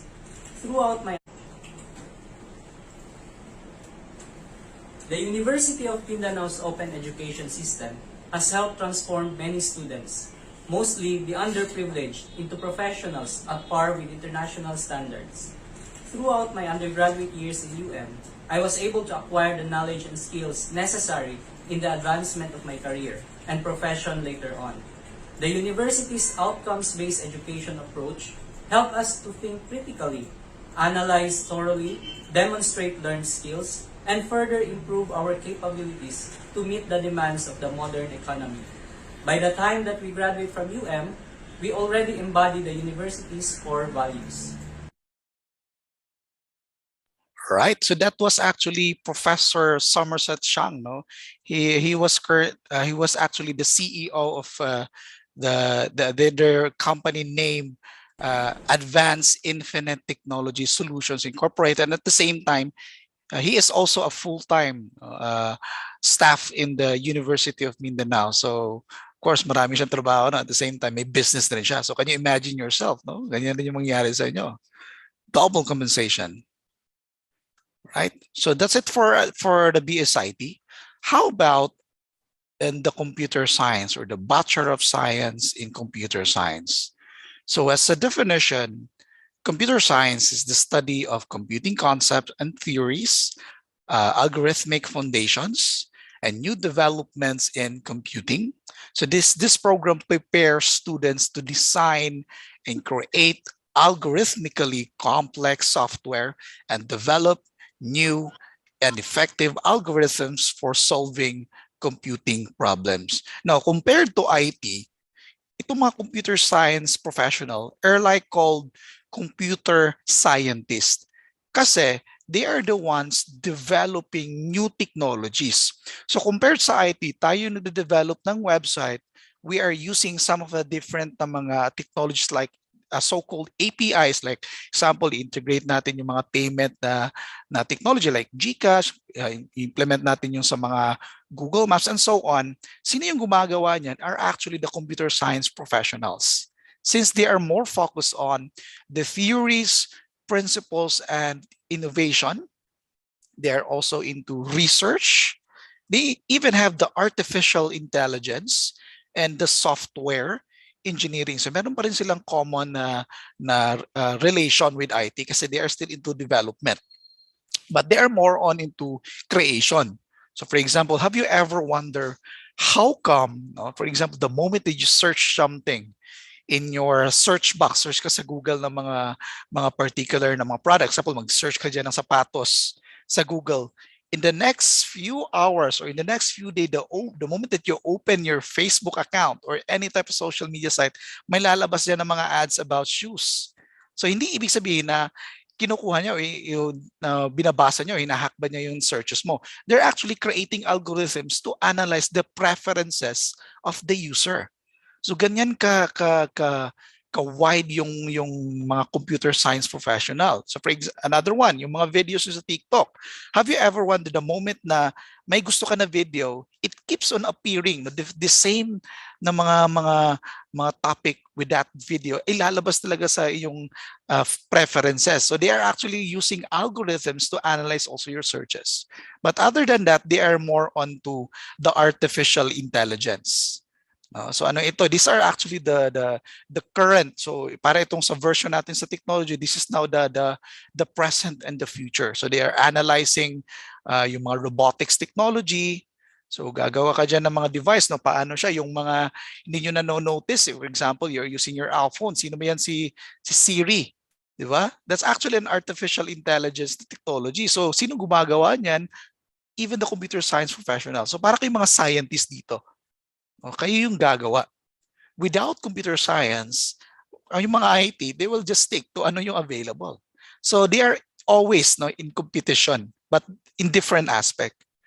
They're also even into research, ina-analyze na. So for example, ano yung mga yung nakita niyo mga surveys, for example, yung mga exposure ng mga tao sa computer games, ano ba yung mga edge dapat natin for them to integrate. So kasi example, hindi naman natin pwedeng sabihin na yung lahat ng mga computer games na ginagawa ng mga bata are harmful. So meron naman siyang positive, di ba? For example, lalaro ka ng Mobile Legends, ano ba yung mga positive natin ng mga skills na makukuha? So for example, pwede tayo maging teamwork, di ba?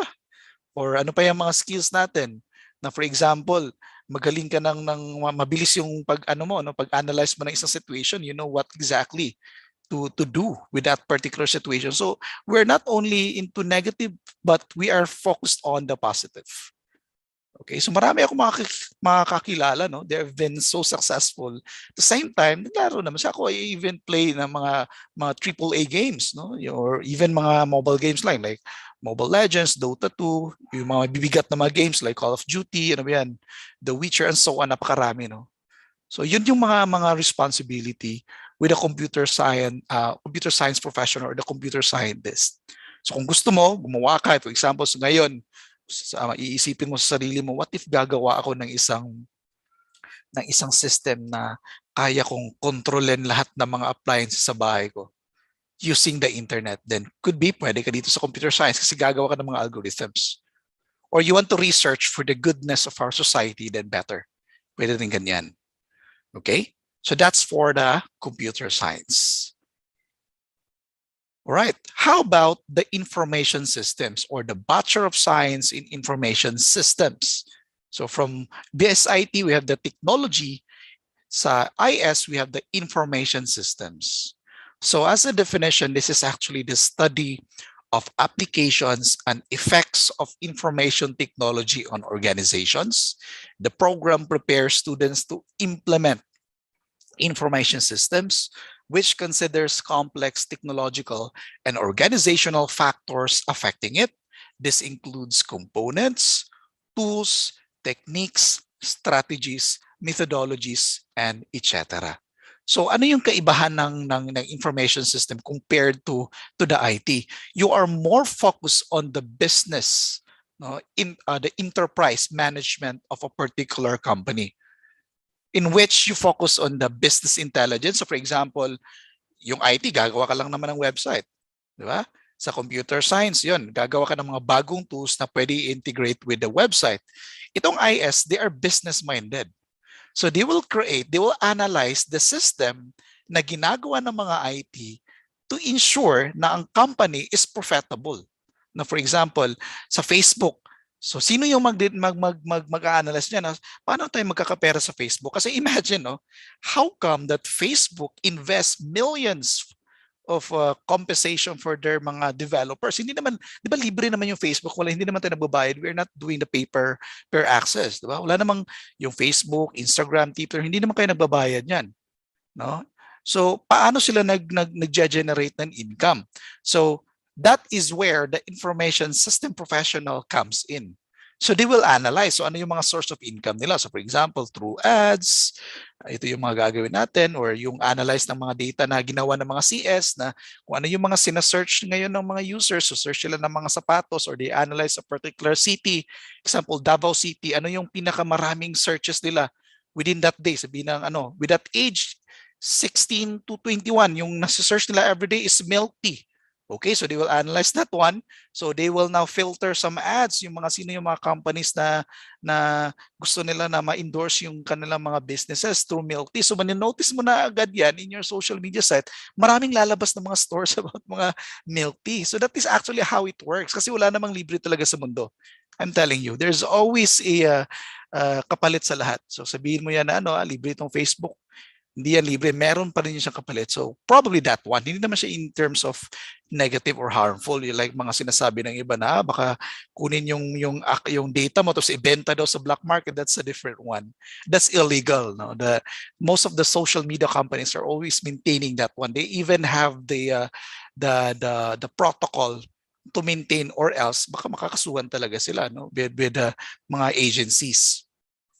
Okay? So that's the difference. So again, with IS, they are more onto the business aspect.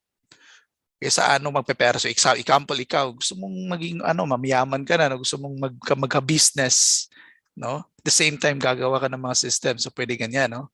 So you have into IT and IS managements. You want to improve. You want to find something para kang QA, yung quality assurance. For example, in that particular website na ginawa ng IT at CS, you will audit. Ano dito yung kahinaan nito? Ano yung mga possible na mga problema with this particular na software or system? And also we have into project management. So you will be analyzing. So for example, in a big company, an IT department, gagawa yung isang department ng website. Example, gagawa sila ng Facebook, a different name, as different branding, but same features with Facebook. So of course, it consists of hundreds and thousands naman of personnel. So ano yung analyzation? Paano nila i-divide yung work? Na ito yung part na magtatrabaho ka with this part, ganyan. So we also have the project management. So ito mga information system specialists are the ones responsible on maintaining that. And also the quality assurance, the one that I'm mentioning. So maganda ito para kayong mga managers, yung para kayo nag-critic. So for example, kita ka ng website dyan, tingnan natin ano yung kahinaan ng Facebook dito. Probably ito may kahinaan siya, or gusto mo bang magkapera with this particular na app? Okay, tingnan natin, we'll analyze. So ganyan yung information system. So maganda rin itong BSIS, no, in terms of its responsibility, kasi you will really generate money on this if you really devote yourself to the responsibilities of the IS professionals. Okay, so that's for the IS. How about the library and information science? So as a definition, this is the study of the development, deployment, and management of information resources in print, non-print, electronic, and digital formats and services. And this program prepares students to apply information technology to basic library operations and functions. Moreover, they are trained to systematically organize, conserve, and restore information objects, historical and cultural documents, and other intellectual properties. So, ano yung mga composition nito? So, you are into library organization and management. So, meaning, gusto mo magaling ka sa mga related to books, yung parang sa mga librarian, pero gusto mo i-integrate into technology. So, you can actually have library information science, meaning, instead of having the actual na yung typical talaga na document na management ng mga papers or mga books, you want it to be digital. So kaya ngayon nakikita nyo sa, for example, yung sa Google Scholar, di ba? I know you already have done with your research. Saan man kayo nagkukuha ng mga source of mga reference ninyo, di ba? From different mga online resources like ProQuest, ano pa yan, SlideShare, yung sa Google Scholar. So sila yung nag-a-analyze also in terms of the organization of their books and anything related to the library organization. So we also have the information processing and management, the digital libraries and services. They are trying their best. They even have development also in terms of how they could improve itong sources of information digitally, kasi of course, bago na tayo na generation today. Now, we are very dependent now with internet. I don't know sa inyo if kaya nyo bang mabuhay within a month na walang internet, wala talagang mga devices. Walang internet, wala kang device, diba? I think kaya mo, pero there are actually a lot of adjustments to take. So sila, ito yung mga library information science professionals, sila yung nag-maintain to still have the connection, kasi ang source of information talaga natin is from books. So for example, mag-search ka sa Google, saan ba yung galing yung mga information na yan? That's from books. Hindi yan pwede na diretso lang nilalagay. Na even sabihin mo siya na, di ba, I know that you've been taught by your teachers already na to debunk the Wikipedia. Sabihin na, yung Wikipedia, huwag kayong gamitin na source of reference kasi hindi naman siya wala naman siyang sakto talaga na basis, no? But when we try to read the entire contents of that particular website, meron naman siyang site of reference. So pwede kayong mag-base doon, in terms of their links. So ibig sabihin, most of the information that you can see in the website, if that is more on learning, is galing talaga yan in terms of the library information science. Paano mo that you translate all of the contents in a library organization digitally and applying the paperless environment, meaning wala na halos papel. Before, diba, bili ka ng libro sa mga bookstore, napaka popular ng example yung National Bookstore, but ngayon pwede ka na magbili ng mga PDF versions, right? Or mga e-books. Sa inyo, in your age, di ba? Sino man nagbabasa dito ng mga Wattpad? Ano ba yan, di ba? So alam ko, marami ka sa inyo dito, napaka fanatic with that. Maganda naman yung mga contents niya. You will learn something about any type of topic. So romance, ano ba yan, comedy, or ano pa yung mga pwede i-embed on that. So it was translated into a digital copy. So hindi mo na kailangan na magdala-dala pa ng libro. You have your own mobile phone which has this what's so-called convergence feature. Ibig sabihin, lahat ng mga existing na mga capability of a particular device were now merged into one device. For example, before, meron kang calculator, meron kang orasan sa bahay nyo, meron kang relo, ano pa yan, meron kang kalendaryo sa bahay nyo, but all of those are now available in your mobile phones. Right? Alarm clock, bili ka pa ng alarm clock, nandun na yun sa phone mo. Magte-text ka, iba yung telepono, iba na yung pang text, nandun na rin sa phone mo. Lahat ng mga bagay are already been in the mobile device. That's why the IT industry are trying their best to improve more the features of our devices. So included na rin yan yung in terms of information. Okay? So that's for the library and information science.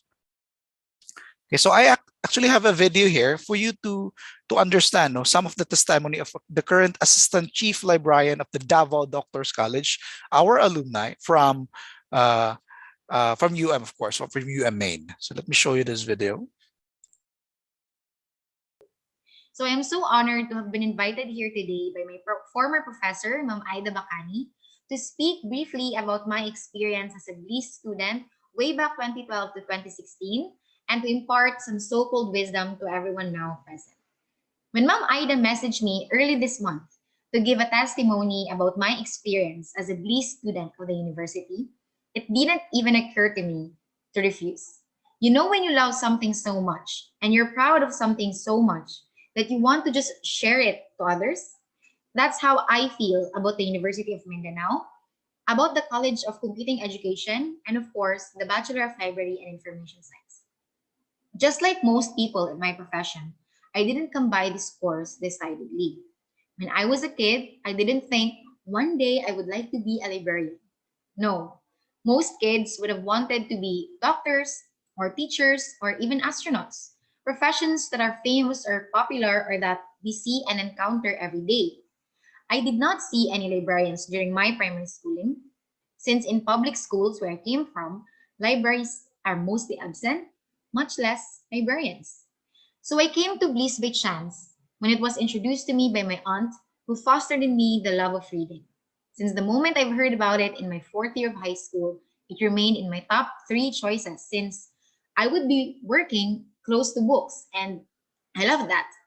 So in the summer of 2012, I came to UM by chance as well. I distinctly remember on my first day of school, I was excited to start on my LIS 1 since it's my first major subject and where I'll meet all of my future program classmates and hopefully my lifelong friends. So I was waiting there at room H3K at the DPT building, and I noticed it was almost time for the subject, and there was just two of us inside the classroom. So I waited, I didn't mind it. And then when the time for the class to actually start came, there were a total of 11 students inside the room. And our teacher came in and confirmed that we were all present, 11 classmates. So coming from a public school with classmates ranging from 45 to 50 people, I was culture shocked.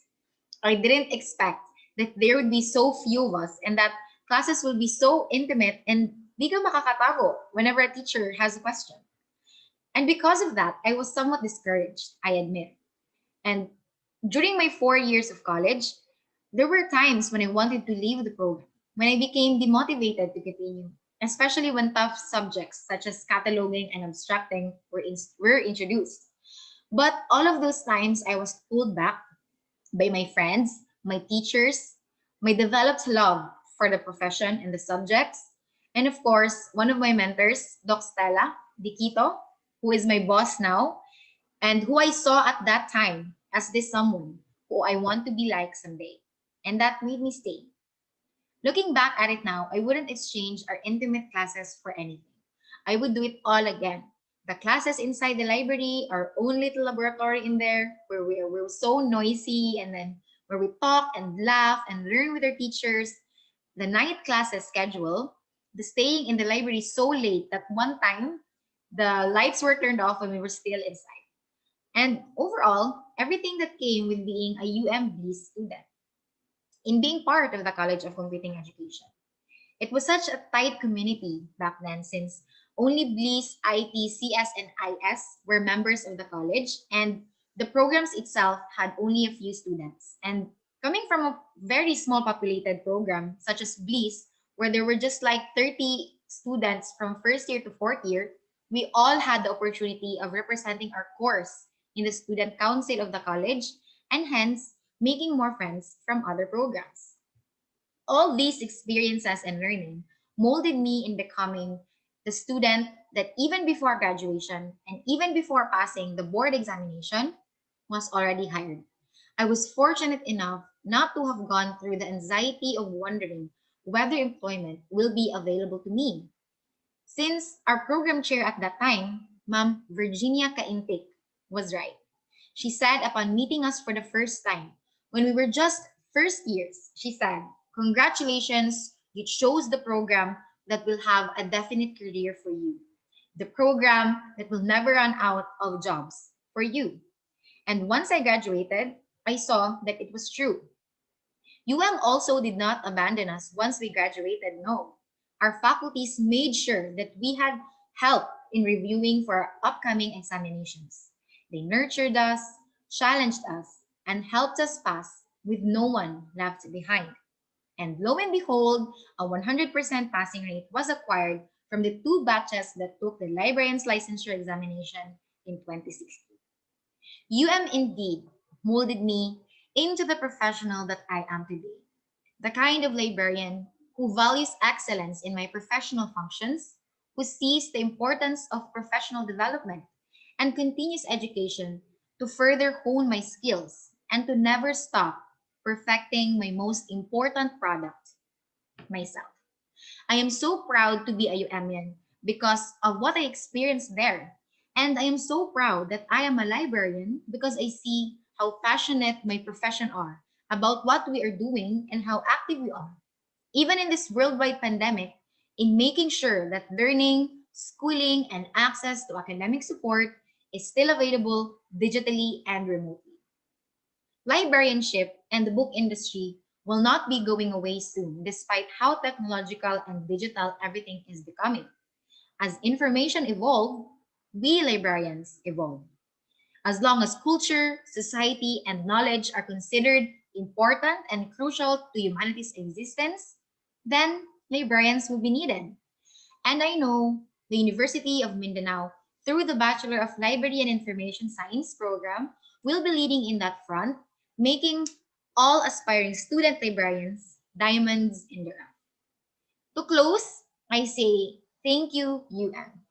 Thank you to my teachers, my professors, Ma'am Aida, Sir Rico Maghuyop, to my mentor, Doc Stella, and my boss, Doc Stella, and to Ma'am Virginia Kaintik.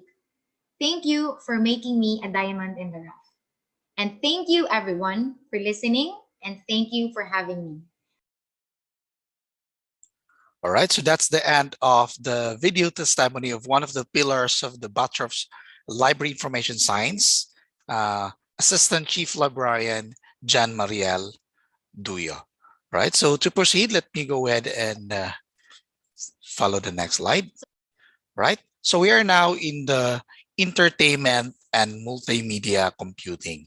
Now, as a definition, this is actually the study and the use of concepts, principles, and techniques of computing in the design and development of multimedia projects and solutions, which includes the various applications such as in science, entertainment, education, simulations, and advertising. So if you wanted, so for example, you want to create games. I know you are very exposed to computer or mobile games, right? You play Mobile Legends, ano yung mga bago dyan, no? For example, Dota 2 for PC, yung mga PUBG, no? What else? Marami yung mga games ngayon. Sino yung gumagawa niya, no?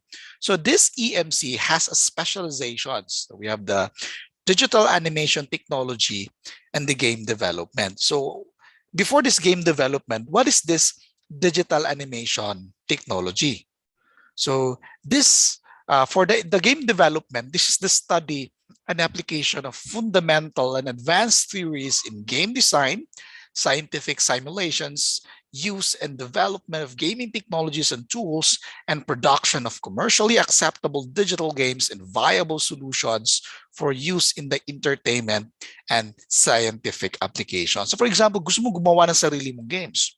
No, you want to be a developer pero gagawa ka ng sarili mong mga example, gusto mo yung same na logic with the Call of Duty, sa Dota 2. Sino ba yung gumagawa niyan? So these are the people from the EMC, the game developer. So iba rin yan yung path niya compared to the BSIT and the other courses that I mentioned a while ago. So yan yung mga edge nitong mga taong ito, no? Magagaling sila. No, they play games para for the users to enjoy. At the same time, they will also generate income on this. Kasi meron naman, di ba, yung mga, for example, and the game that I'm currently playing, for example, in Dota 2, di ba, grabe yung money dito, yung mga monetary aspects in terms of, for example, yung mga prices nila with the their features, example, yung mga battle pass, even yung sa mobile games, yung mga skins. So pwede kang gumawa ng sarili mong game by just selecting the EMC major in game development, right? How about in digital animation technology? Now, this is the study and application of fundamental and advanced theories and techniques in 2D and 3D animation, use and development for advancement of animation technologies, and production of commercially acceptable content and viable solutions for different platforms such as broadcast, web, and mobile cast. So for example, gusto mong mag-animate, gawa ka ng same yung mga trending na mga animes ngayon like One Piece, ano ba yan, yung One Punch Man, My Hero Academia, Jujutsu Kaisen, and so on, Dragon Ball. So napakarami na mga animes ngayon. Sino yung gumagawa niyan? These are the people for the EMC major in the digital animation technology. So kung ikaw, no, meron ka nang naisip na story, gagawa ka lang ng animations. Or even yung mga movies ngayon, no? For example, yung mga Marvel, no, Avengers, ano yung mga current na mga movies ngayon. Sino yung gumagawa ng mga animations for 3D? So how come na marami silang mga sci-fi na mga advancement na hindi na we just using the green screen, di ba? Makita niyo mga behind the scene with the movies. So these are the people. So if you want to learn to animate either 3D or 2D, this is actually your call for the EMC digital animation technology. So medyo mahirap siya kasi of course kailangan mo talaga ng resources. So kailangan ka na kasi if this particular naman technology, medyo they are into resources. So kailangan meron ka talagang magandang computer setup for this para maka-integrate ka. But the fruit of your labor, no, will always be compensated. Can you imagine yourself na i-hire ka sa Fox Studios or ano ba yung mga sa Disney, no, para mag-edit kayo yung mga 3D mga movies na pinapanood natin ngayon, no, from cinema. So this is actually some of the aspects for the digital animation technologies. If you think gusto mong ganito yung trabaho mo in the future, then you can enroll to this course, no, in our institution. Right? So ito yung mga composition niya. So we have the multi-systems development. Yan, kita nyo sa picture niya, di ba? Gumagawa siya ng game. Siya yung naglalaro sa sarili niyang game. Can you imagine yourself? Ikaw yung gumawa ng game, ini-install, nilalaro ng mga classmates mo or makakilala mo. Nailagay mo talaga yung mukha mo doon, no? So yung mga terms nila, yung mga pangalan mo, nandun, pinapangalan mo sa mga characters kasi ikaw yung gumawa, no? So we also have that 2D and 3D animation, game design and development, and even asset design. So iba rin yung trabaho. So for example, hindi ka for animation, pero ikaw yung gumagawa ng mga avatars, yung mga assets design, nagagawa ka ng mga bahay na cartoon version, iba rin, included rin yan with the EMC. Okay, so iba rin yung trabaho niya. Hindi lang ibig sabihin na lahat ka, no, you are a full stack animator. Marami yung pwede mong gawin. No? So this is really something na kailangan ng ating country, the EMC, kasi alam naman natin, I'm not trying to belittle naman our movie industry in terms of yung sa animation, pero alam naman natin, di ba? Alam niyo naman, I don't want to mention any mga media, pero di ba, maraming binabash palagi yung mga animated movies natin dito sa Pilipinas, napakapangin, no? Tingnan ka ng mga movie na ganyan, yung animation niya, nakakatawa, no? It's very ridiculous because of course kulang yung mga professionals for this. So kung gusto niyo i-eliminate yung mga ganyan mga lower na standards sa mga animations, yung mga ganyan, mga Victor magtanggol, ano pa yan. So meron pa mga previews no, na mga source pa niya, no, ginagawa ng memes sa social media, then this might be your call. Ikaw na yung magsusulong ng bandera na ang Pilipinas magagaling rin with digital animation. Okay, so that's for the EMC. Now, the last one is the multimedia arts. So what is this? So this study geared towards creative and effective storytelling and expression through convergence of digital media technologies, forms, and practices. This program prepares students to develop knowledge and skills that will enable them to communicate critically and effectively across a range of new media technologies and forms. Students will demonstrate technical proficiency in the use of appropriate technologies required in the production of multimedia projects. So ano yung mga composition nito? Who are those people behind ngayon sa mga nakikita nyo na commercials, mga advertising or branding, or ano yung kahit yung mga teleserye or yung mga balita nakikita nyo sa television? These are the people from the multimedia arts. Since they are responsible not only for graphics design, but they are also into branding and advertising. So gagawa kayo ng yung mga commercial, mga short commercial of particular product. For example, na may simpleng product dyan, how are you able to convince the people na bibili kayo nito na particular na product? So yan, gagawa kayo ng mga overwhelming na mga branding, no? So you also have the photography and film production. So yung mga staff ng isang movie, like directors, staff writers, included na rin yan yung mga people from the multimedia arts. Sila yung nagme-maintain. You can even be a director with this particular course. Alam mo yung essence of movies. So if you want to connect this one in MIL sa inyong senior high ngayon na subject, yung grade 11 nyo, example yung sa technical codes niyo, di ba? Mayroon tatlo yan. Technical codes, the symbolic codes, and the written codes. So ano yung mga bases niya, di ba? May part ito sa topic nyo sa MIL. So pwede ito may integrate with this multimedia arts. Marunong kayo mag-storytelling. And also, the 2D and 3D animation kasi embedded siya. Para siyang may familiarity with EMC, but in multimedia arts, you are more into the photography and film production. So gagawa ka ng movie, or example, gagawa ka ng business. Yung nakikita nyo yung mga wedding ng mga production sa social media. Yung example, may kakilala ka, ikakasal na sila in the following month. Ano yung parang teaser ng video nila. So sino gumagawa niyan? So those are from the multimedia arts. No, gagawa ka ng mga magagandang mga posters sa mga billboards. No, imomodel mo yung mga particular na mga celebrities. Sino yung gumagawa niyan? Those are from the multimedia arts. No? So even though they also have the capability of creating also mga assets, same rin sa EMC. Example, gagawa ka ng mga characters, mga anime characters, ibebenta mo siya. Pwede rin ganyan, no? Kasi yung tinatawag yan na asset designs, no? Binibili rin yan kasi meron yan siyang intellectual property. So marami kang pwedeng gawin. Or meron kang gusto mo mag-business ng sa mga yung gumagawa ng mga posters, kita nyo dyan sa mga cities, pwede rin ganyan, no? So those are a lot of the opportunities with the multimedia arts.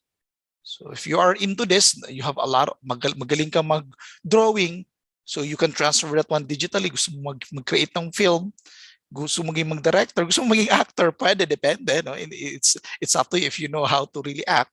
Pero in terms of technicalities, yung mga producers, mga directors, pwede ito sa multimedia arts. Okay, so parang sa embedded before from the journalism. So pwede ganyan, magtrabaho ka sa GMA pag graduate mo dito, no? I-hire ka ng GMA. And I don't know if meron pa bang ABCBN, no? So we have GMA, what else? Yung mga TV5 or even from international. Yung mga CNN and so on. So pwede kang ganyan yung trabaho mo. O mag-vlog ka, no? Pwede ganyan rin, no? Magiging vlogger ka na. Marami ring pera with vlogs, no? Marami akong makakilala or even yung makita natin mga vlog celebrities, no? Yumaman sila just by vlogging. So pwede ganyan, gagawin mo. Alright?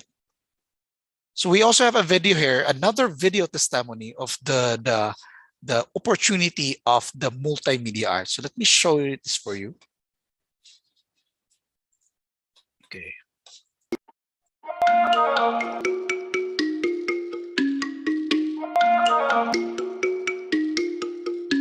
So this is a project, no, from the multimedia arts students. This is a bullseye. We don't miss, that's a bullseye. Hit it once, hit it twice, never miss. It's a bullseye. Hit it once, hit it twice, never miss. It's a bullseye. It's a bullseye. Yeah. It's a bullseye. Anything I want, baby, gonna take that. Too much I want, so I'm never laid back. Whole team with me, you can never break that. Protect at all costs, yeah, like a wave cap. We don't follow, yeah, we innovate. Been about the culture, not an accolade. Everybody always got something to say, but meanwhile, kind of their own body weight. Yeah, we roll with the punches, yeah. Then we roll to the lunches, yeah. Roll out, now we run this, damn. Yeah, this is really something. All my people in the place, go run it. All my people in the place, go run it. All my people in the place, go run it. Do your dance, yeah, you know you something. dance, yeah, you know you something. Do your dance, yeah, you know you something. Do your dance, yeah, you know you something. Do your dance, yeah, you know you something. Hit it once, hit it twice, never miss, it's a bullseye. Hit it once, hit it twice, never miss, it's a bullseye. It's a bullseye. It's a bullseye. Only type of light that I ever hide from is in red and blue lights. I don't sing their song. I don't. Where you at? Yeah, where you come from? How have you grown? Who you wanna become? Move your body, move a leg. Everybody here, move ahead. One to the right now, one to the left. Never stay still. Move again. Regenerate. Get what's mine. Yeah, come to collect. I am me, and I'm that to the end. We got the juice, you can never bootleg. All my people in the place go run it. All my people in the place go run it. All my people in the place go run it. Do your dance, yeah, you know you something. Do your dance, yeah, you know you something. It's your birthday. Do your dance, yeah, you know you something. Do your dance, yeah, you know you something. Do your dance, yeah, you know you something. Twice, it's a bullseye. Once, twice, it's a bullseye. It's a bullseye. Yeah, my people don't. All right. So again, that was actually the compiled or the compilation of outputs of the EMC, digital animation technology, the game development, and the multimedia arts students. So if you have seen the first part, yung mga assets for game development, yung mga 3D na animation, and then at the latest part are yung for parang film, no? So those are mixed compilation of their output. So if you think na this might be your call, then the school is open, no, for you to enroll on those particular courses mentioned. Okay, so that's it. No, so let me proceed. So we are now in the research work. So what does it mean that our institution have this research work? So we have different research in different fields. So if you compare this one from other mga typical courses, they call it thesis. But in our department, no, lahat ng mga courses na mention ko, ang tawag sa atin dyan is a capstone project. So ano yung difference between a thesis and a capstone project? So a thesis is a technical report or a systematic investigation of a problem that can be solved. So it may include a solution, an approximate or partial solution, a scientific investigation, or the development of results to the solution of the problem. So a thesis is designed to add new information to an existing body of research, so the students should seek out a topic or methodology that has not previously been explored. So that's the thesis, yung typical talaga, yung universal na research in different mga courses. But sa atin, itong capstone project, so this is an undertaking appropriate to a professional field. So it should significantly address an existing problem or need. And this project is typically more applied in nature. So this may or may not utilize systematic data analysis, but there's usually an end product. Again, the term here is end product, meaning we have output compared to thesis. For example, sa thesis, they analyze only what are the mga theoretical na mga solutions. Sa atin sa college and community education, yung mga outputs natin, our thesis, is meron talaga siyang output. So for example, gusto mo ma-solve this particular issue, so gawa natin yan ng system o gawa tayo ng website. For example, yung QR. So for example, how are we able to trace mga people na during na yung kasagsagan pa ng pandemic na medyo taas pa yung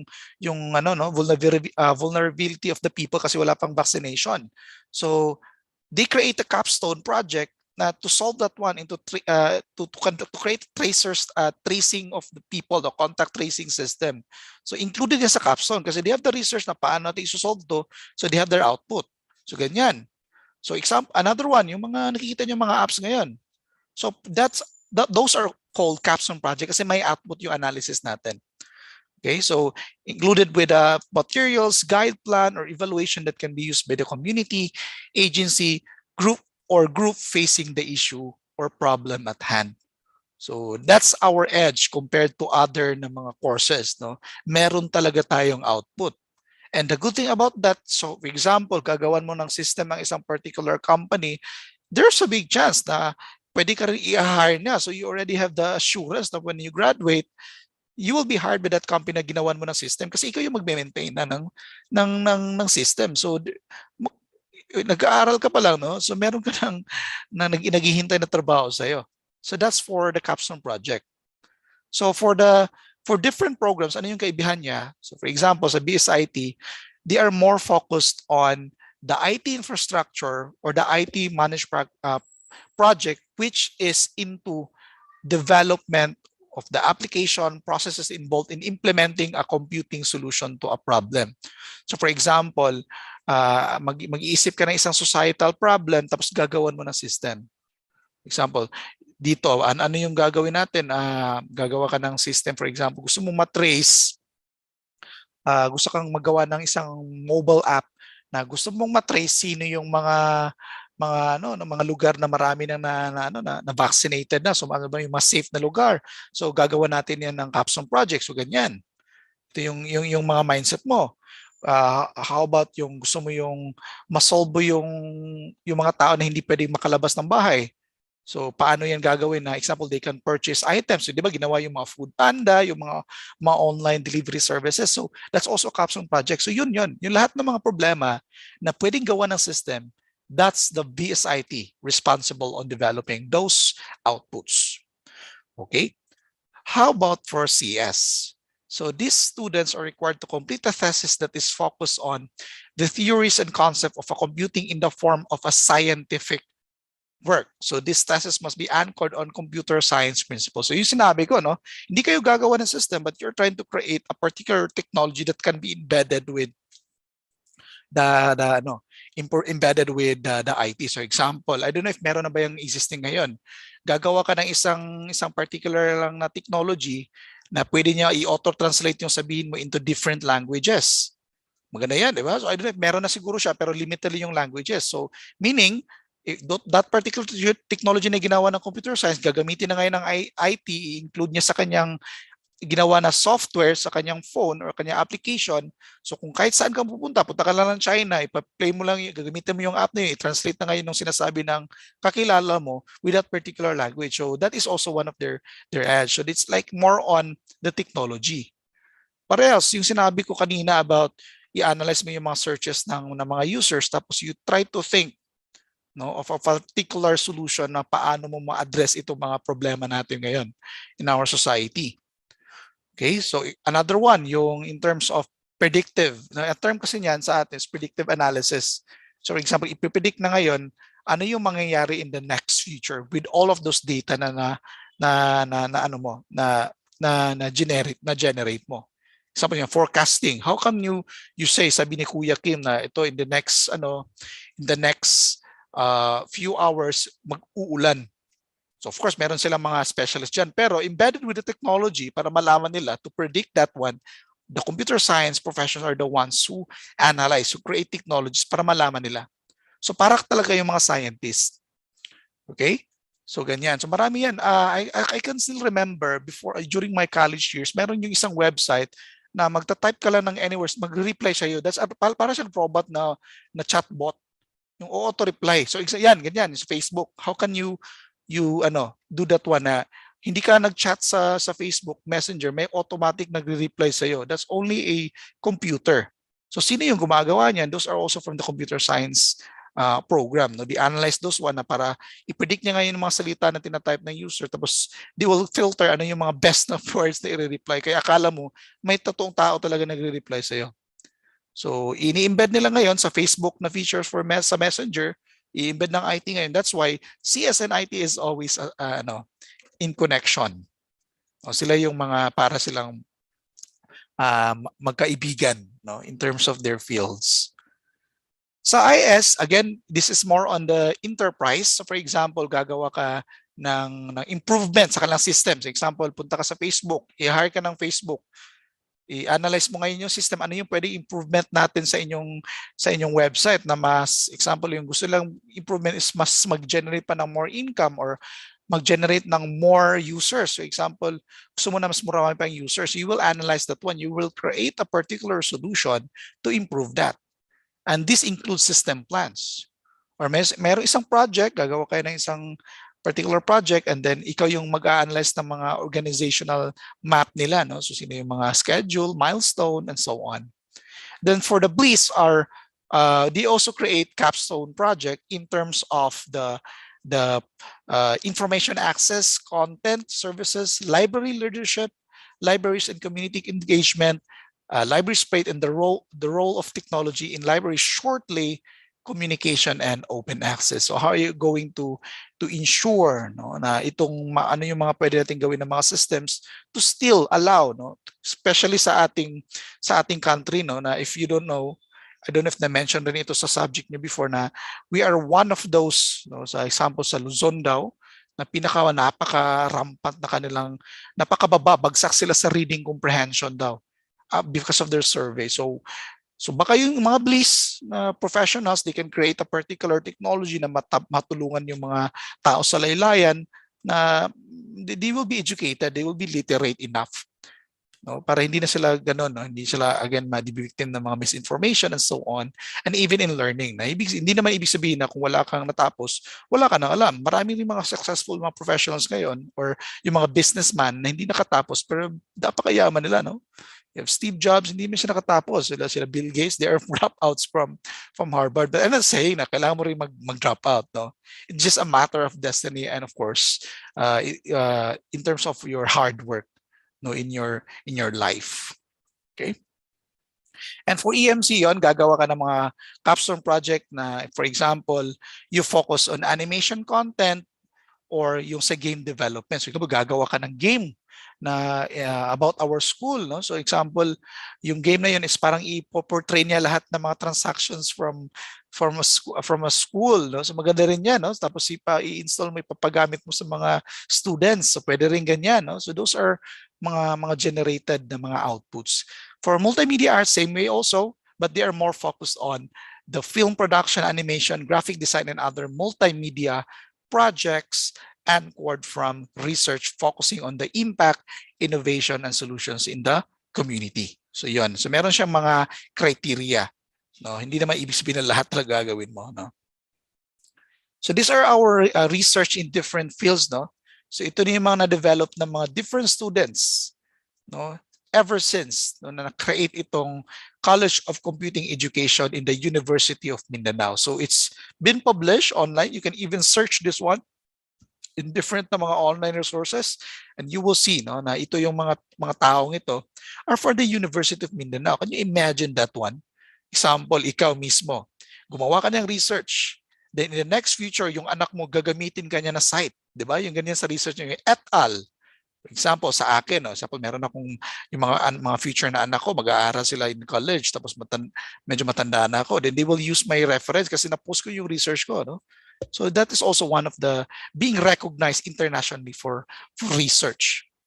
Ganyan, sabihin mo et al. Fajardo, ano yung apelido mo dyan. Tapos you will mention yung ginawa mo, yung mga na-publish mo ng mga works. Okay, so that's also one of the edge in research in University of Mindanao in the College of Computing Education. Okay, so marami ito, So we have the Museo de Bawenyo, an interactive virtual reality museum application using Unity. So imagine, gumawa sila ng isang VR. Alam niyo naman ano yung VR, di ba? Wherein makikita na yung parang museum application. Ganyan, that was created by the students from the CS and engineering. Okay? So yan sa atin yan pa rin. We have the bilingual children's storybook. Pwede rin ganyan. Matranslate nila yung mga words into a particular language. So marami siya. And so on. Those are also mga apps. These are actually output of our students all throughout. Sa ever since na-create itong mga courses sa UM. So pwede kayo mag-download ito if you can screenshot this one tapos i-access nyo. Yung mga copyright niyan is from UM, mga students. Imagine, available na siya sa atin. And medyo marami siya. So we also have this one. Ito yung game. Ito yung output rin from the College of Computing Education. Gumawa sila ng game, parang racing game. Student lang gumawa nito. Can you imagine that? Gumawa ka ng sarili mong laro. Okay. So we also have this video. Let me play this for you. For the past few years, human trafficking or modern slavery has been the problem of every part of the world. There are many forms of exploitation into which people can be trafficked and held in slavery. However, organ trafficking is seldom discussed form due to its very organized and often stealth crime. On this informational animation, let us explain why is organ trafficking is still undetectable.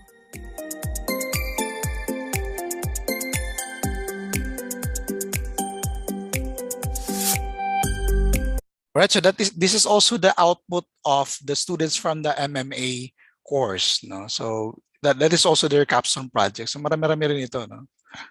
For the Okay, past we also have, and then for the internship, I have here my partner, Professor Charis Barbosa, to explain to you, know, what are the contents of the internship and the other topic outline for this presentation. So Ma'am Cha, the mic is yours. Thank you everyone for listening.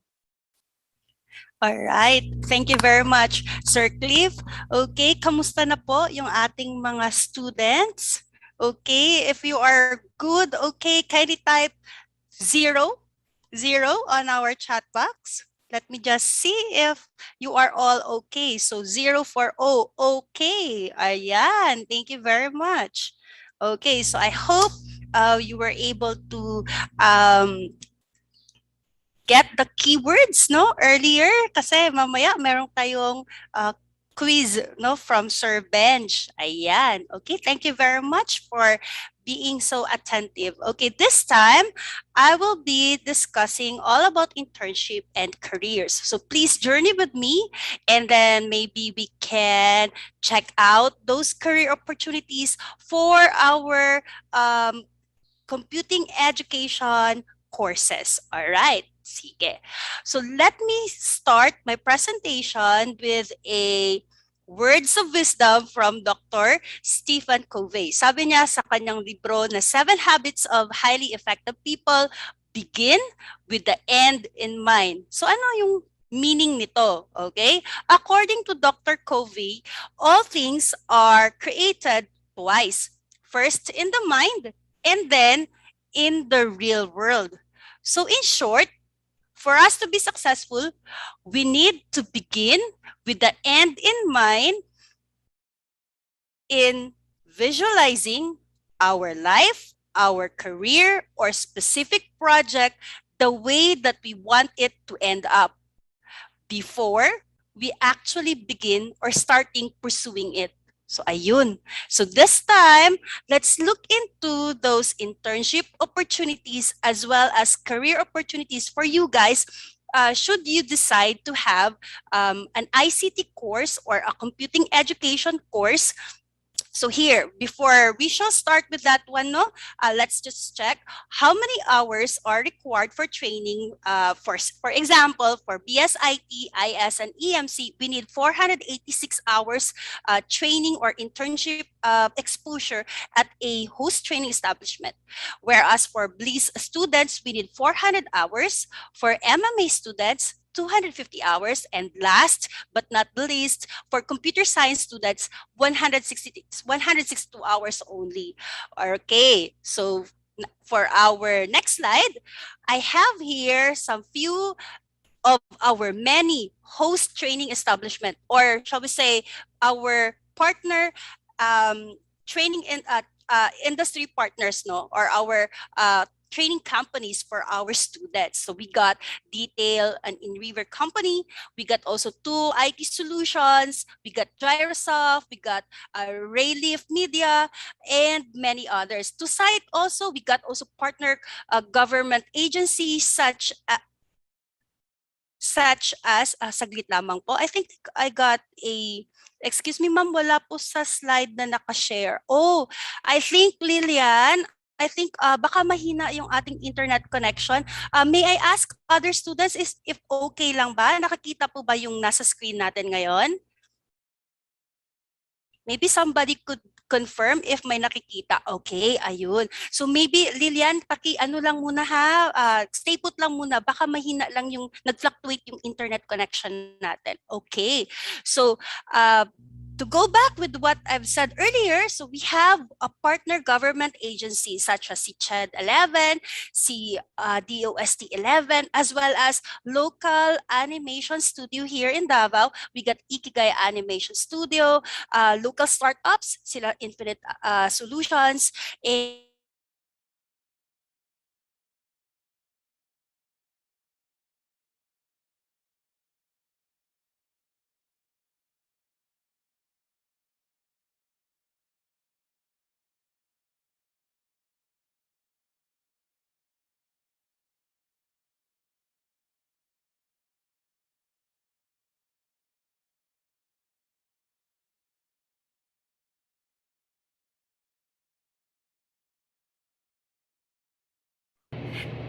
The University of Mindanao has been a valuable partner of Detail Online Philippines since we started last 2018. Good morning, my name is Michael Pinto. I'm the lead for HR and recruitment of Detail Online Technology. It's a software company based in Sweden, and our technical office is located here in Davao. Since 2018, we have been working with the University of Mindanao as part of our internship program that we offer to before to most of the big universities here in Davao City. As part of the Academic Alliance project of ICT Davao, we make sure that we offer industry training to our academic partners. The University of Mindanao has been, as of the moment, our exclusive partner when it comes to on-the-job training and internship. And once our interns from have finished their hours, they become part of our workforce. So for Detail Online, we have almost 60% of our employees right now, regular employees, who are from and from our interns pool. We make sure that we prioritize these interns when they apply and upon graduation, and make sure that they would fit into the company as soon as they graduated from the university. So this is just to tell you guys how important and how trained and skilled the IT students are, as they have been working with us and growing with the company for the past few years as well. Thank you so much and good morning.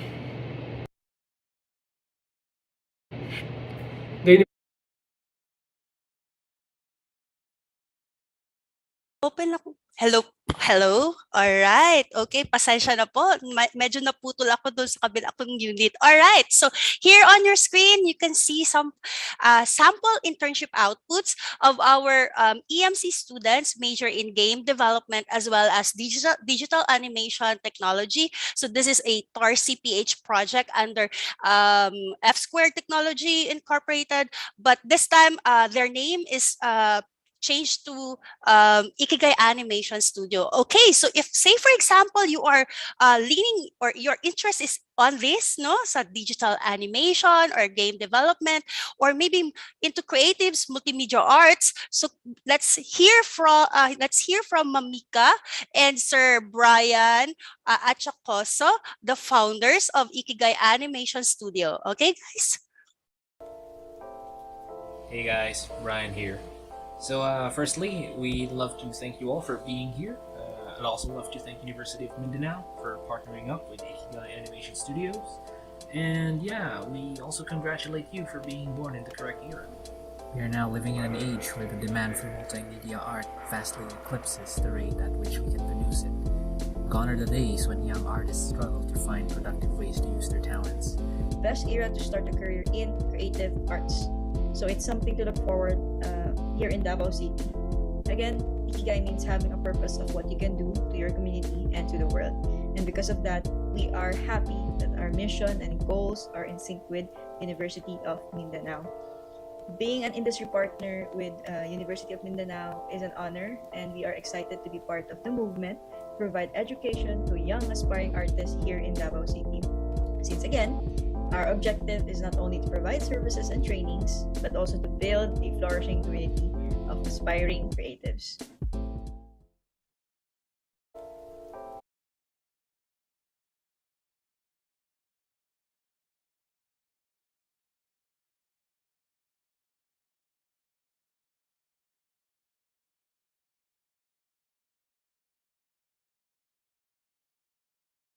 Ma'am Cha, you're off. Your mic is off. Okay, sorry, sir. All right. So, again, so our students, no, our multimedia interns are deployed at Ikigai Animation Studio, and they are part of the Maybe You project. So, disclaimer lamang po, baka sabihin natin, ito yung ginawa ng aming students. Actually, the following that you are currently seeing on your screens are marketing collaterals of the Maybe You project under REBM Lotus Production. Right now, they are on their currently working on the web comic, and at the same time doing the animation until episode 1 to episode 3. So I hope you can, check on that one and maybe check on their website. So I have here, okay, maybe this can give you some insights or motivation, some few words from our students from Multimedia Arts. Okay, let's go. Hi everybody, my name is Randall Bidilero. I am Elgin Velasquez. I am a student of the University of Mindanao.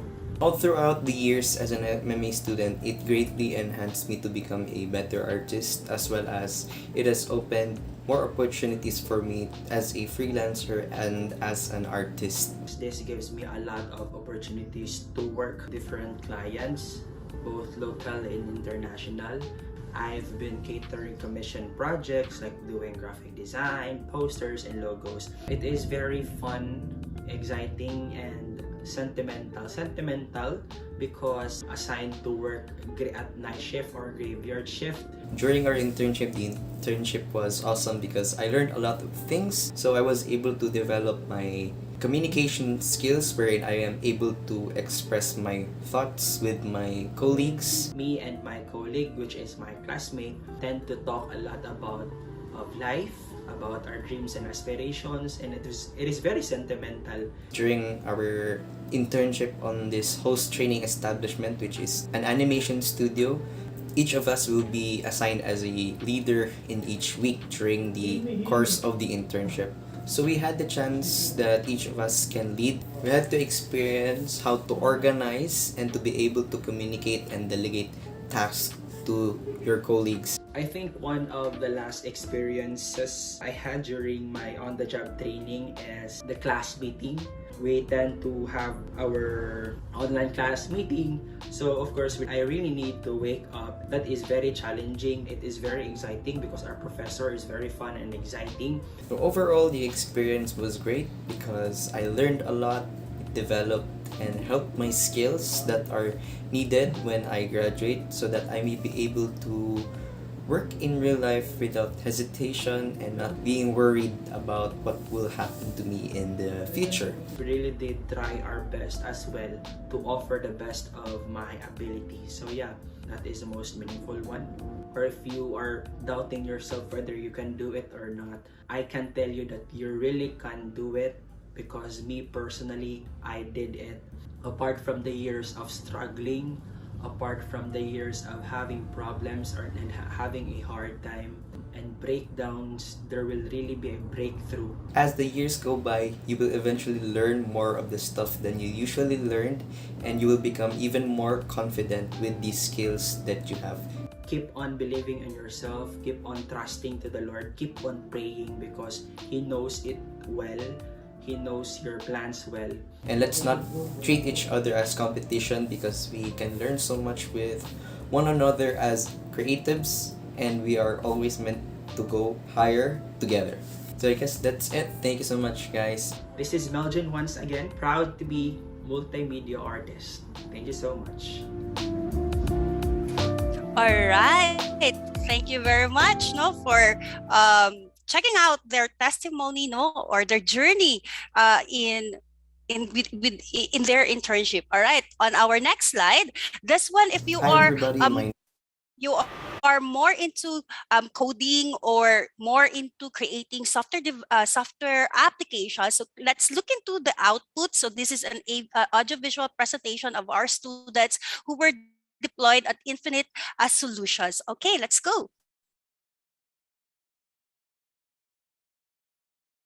Hello, I am Jay Catadman, St. Joshua Armoraga, Nico Abrasaldo, Franz Gabriel Bicadola from University of Mindanao, fourth year student.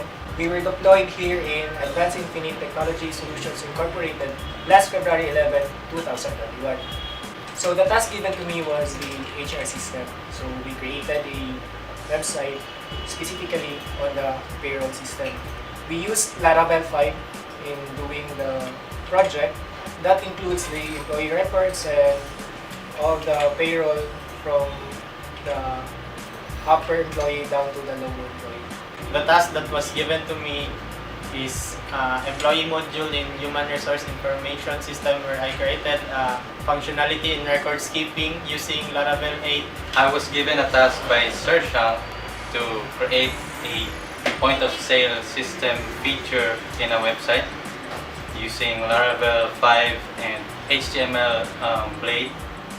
I was able to create a feature in a working system. The task given to me was to create an advertisement for the LMS of the Advanced Infinite Technology Solutions and to create an advertisement as a whole for the company. I was able to step up my game by creating informational ads with the help of Sir Shang to it and the Infinite team. So we would like to thank UM for giving this opportunity to us, and the Advanced Infinite Technology Solutions team for treating us a family. I would like to thank the Advanced Infinite family for treating us as a family. I would also like to thank the Advanced Infinite family for making this possible and for allowing me to work from home and for treating me as a family. We would like to thank the Advanced Infinite Technology Solutions Incorporated for this wonderful experience. Hello, I am Mitski, the HT Supervisor of the Advanced Infinite Technology Solutions, and I would like to commend the interns of UM in doing their task well, and good luck on your future endeavors. Once again, salamat.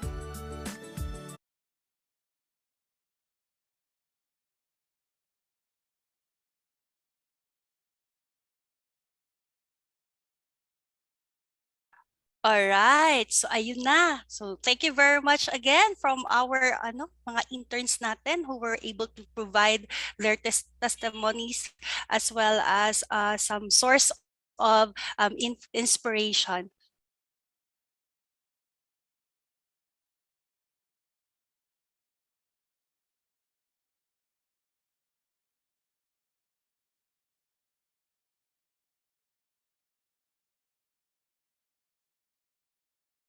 All right, you might be wondering, no, how we were able to, how our students were able to produce those projects.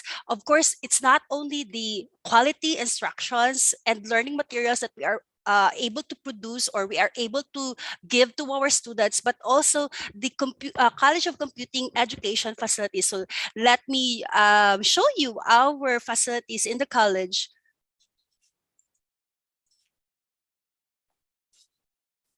Okay, so we have here our computer laboratory. So this is one of our computer laboratories. So we got 5 computer laboratories. We got 2 Mac laboratories. So this is for our multimedia arts and EMC students. So dito sila gumagawa ng kanilang mga digital animation and so on and so forth, you know. And of course, if you are thinking to be a server administrator or into networking, so here, dito tayo gagawa niyan sa data communication laboratory natin. Okay? Also, for our students, if say for example, you are now on your 4th year level, you will be conducting your research. So yung ginagawa ng mga students namin, pumunta sila sa SDLRC or yung Software Development and Learning and Research Center, and then nagbabasa sila ng mga research of their previous students, and then from there, no, they're able to produce new research or new projects. So andito sila. So they're just gonna come here, and others also nagme-mentor din sa ating mga students. Okay? Moving forward, so ito siya. Ito yung pinaka-importante sa lahat. So say for example, I'm not so confident in my coding skills, or maybe hindi kasi ako sa STEM, no, under STEM. So baka magka-problema ako, or I'm not too sure on how would I, adjust with the programming languages na i-learn ko. So ito siya, we got a CCE Skills Clinic. So by the word Skills Clinic, so no, students come here, no, nagme-mentor yung ating mga ate at saka kuya to help you out with your programming problems, or maybe if you need to, to just reskill, no, something, no, pag merong kumbaga naglisod na og programming, so dirita magkita-kita. So ayan po. Also, ito siya yung pinaka-importante. So how can we really ensure that you guys will be ready for deployment, or after graduation, you have the important skills, the competencies that is being sought after by our employers. We got TESDA, National Certifications. We do that one for specific subjects, especially for sa IT natin, sa ating mga multimedia arts, and then also to our entertainment and multimedia computing students. Also, we got Huawei certification also. So we've been partnered with Huawei, and then say for example for the cloud, for artificial intelligence na mga topics and technology under Huawei. So ayan po. And also for Microsoft products, so we will be we can be certified na information technology specialist. So say for example sa Java ba, sa Python kaya, or maybe on database, no? So yun. So we can be ensured that the skills that you got, no, is kumbaga, ito yung hinahanap ng ating mga employers. Ayan. And last but not least, we have also, or you can be an Adobe certified associate. So students are prepared to take no, para at the end of the course or at the end of their subject, they can take this one also. So this is really a plus points to our graduates or to our interns having these certifications. Ayun po. Okay. Ayun, careers. Ayun, at ito na siya. So don't worry, I'm just gonna run through dito. So maybe you are going to ask me, what's the in-demand ICT jobs right now? So according to JobStreet, the 2021-2022 Philippine Outlook, top 3 and top 9 po yung ICT jobs natin. So IT and computer software is top 3, IT and networks or system and database na mga specialization is top 9. So baka ito na yung para sa'yo. Okay, let's just look into some careers that you can have after graduating or after finishing a course in information technology. So you can be a software developer, a systems analyst, a technical support specialist, a data analyst, and of course, yung kanina na nakita natin, network, database, or systems administrators. Moving forward, how about computer science? Kung nakinig kayo earlier kay Sir, no? You can be a software engineer, a software developer, a researcher. Pwede din for robotics programming or AI developer. And also, systems analyst and data scientist. Kung alam nyo ba na yung data scientist ngayon is hot na career, no? So I hope you would be looking into it, no? Check this out, no? Baka para ito sa'yo, okay? For information systems graduates, you can be an organizational process analyst, systems analyst, data analyst, and ito din yung pinaka-hot natin ng mga careers right now, no? Project manager, especially that we got mga BPO companies, no? Mga information systems manager, quality assurance, or software support specialist. Ayan. How about for librarians or library and information science? Ito na siya. So you can be a library director, librarian, abstractor, indexer, records manager, a cataloger, or archivist. Ayun. How about for our EMC students or graduates? So you can look into yourselves to be future multimedia systems programmer, a game programmer, or maybe a tester or designer, a production designer, maybe a technical animator, 2D animator, 3D animator, create a technical director, or sound engineer.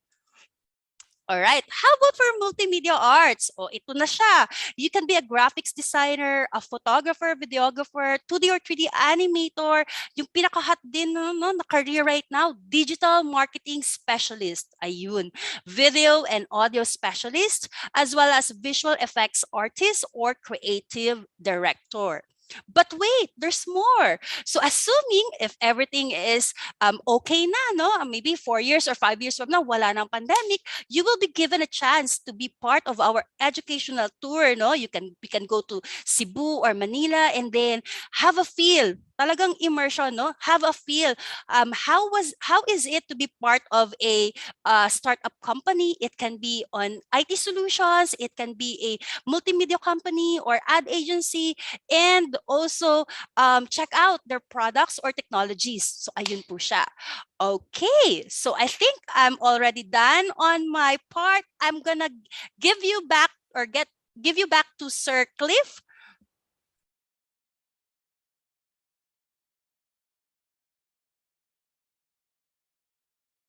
All right. So thank you so much, Ma'am Jana, for a well-explained presentation for the internship and the other things now in our presentation this time. So for the last part of our discussion, please be informed that the College of Computing Education was considered as the top university in the Philippines to have a lot of accredited or accreditation conducted compared to other schools. We are even tagged as the center of development. Not all schools or institution can have this particular title. Only the University of Mindanao and some of the few schools from other regions. So we have currently the level 4 accreditation for the Bachelor of Science in Information Technology and Computer Science. What are this accreditation? This is to ensure that our data or our result is to come up with quality students, quality graduates, even though we have our open education system in which we allow any students to enroll in University of Mindanao without any entrance examination. Now, if you try to check that one from other schools, you cannot enter, you cannot enroll if you will not pass the entrance exam. But in UM, because we really always consider you, that we give you the chance, the opportunity to enroll with this particular course, we eliminated the entrance exam, but we have a lot of systems to ensure that you will still compete and have the quality learning regardless of your skills. So we have all of this. We are even PICAP accredited. This is also an international accreditation. So we are recognized to that one. And we are currently affiliated with certifications. If you do not know, a lot of, before a student will graduate, they sometimes look for an NC2 certification. So we are already affiliated with Microsoft. So we have a Microsoft Office Specialist certification. So before you graduate, you already have the certificate in Microsoft as a specialist. We even have the Adobe Certified Professional, the Information Technology Specialist, and even the TESDA National Certification. It means that when you graduate, you are already fully equipped, ready for the IT industry. And for the Library Information Science, we also have the board examination. So we even have rendered top-notchers for the BLIS program. All right. So as an end, let me show you a testimony of one of our alumni from the BSIT, currently a web developer from the TUO IT Solutions, to give an inspiring motivation for those who wanted to be part of the College of Computing Education. So let me play the video for you.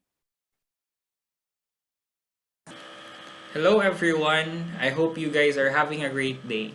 First of all, I would like to say that I am thankful to Sir Carlo Arroyo and of course Ma'am Charis Barbosa for giving me this opportunity to share my kind of roller coaster road as a BSIT student at the University of Mindanao.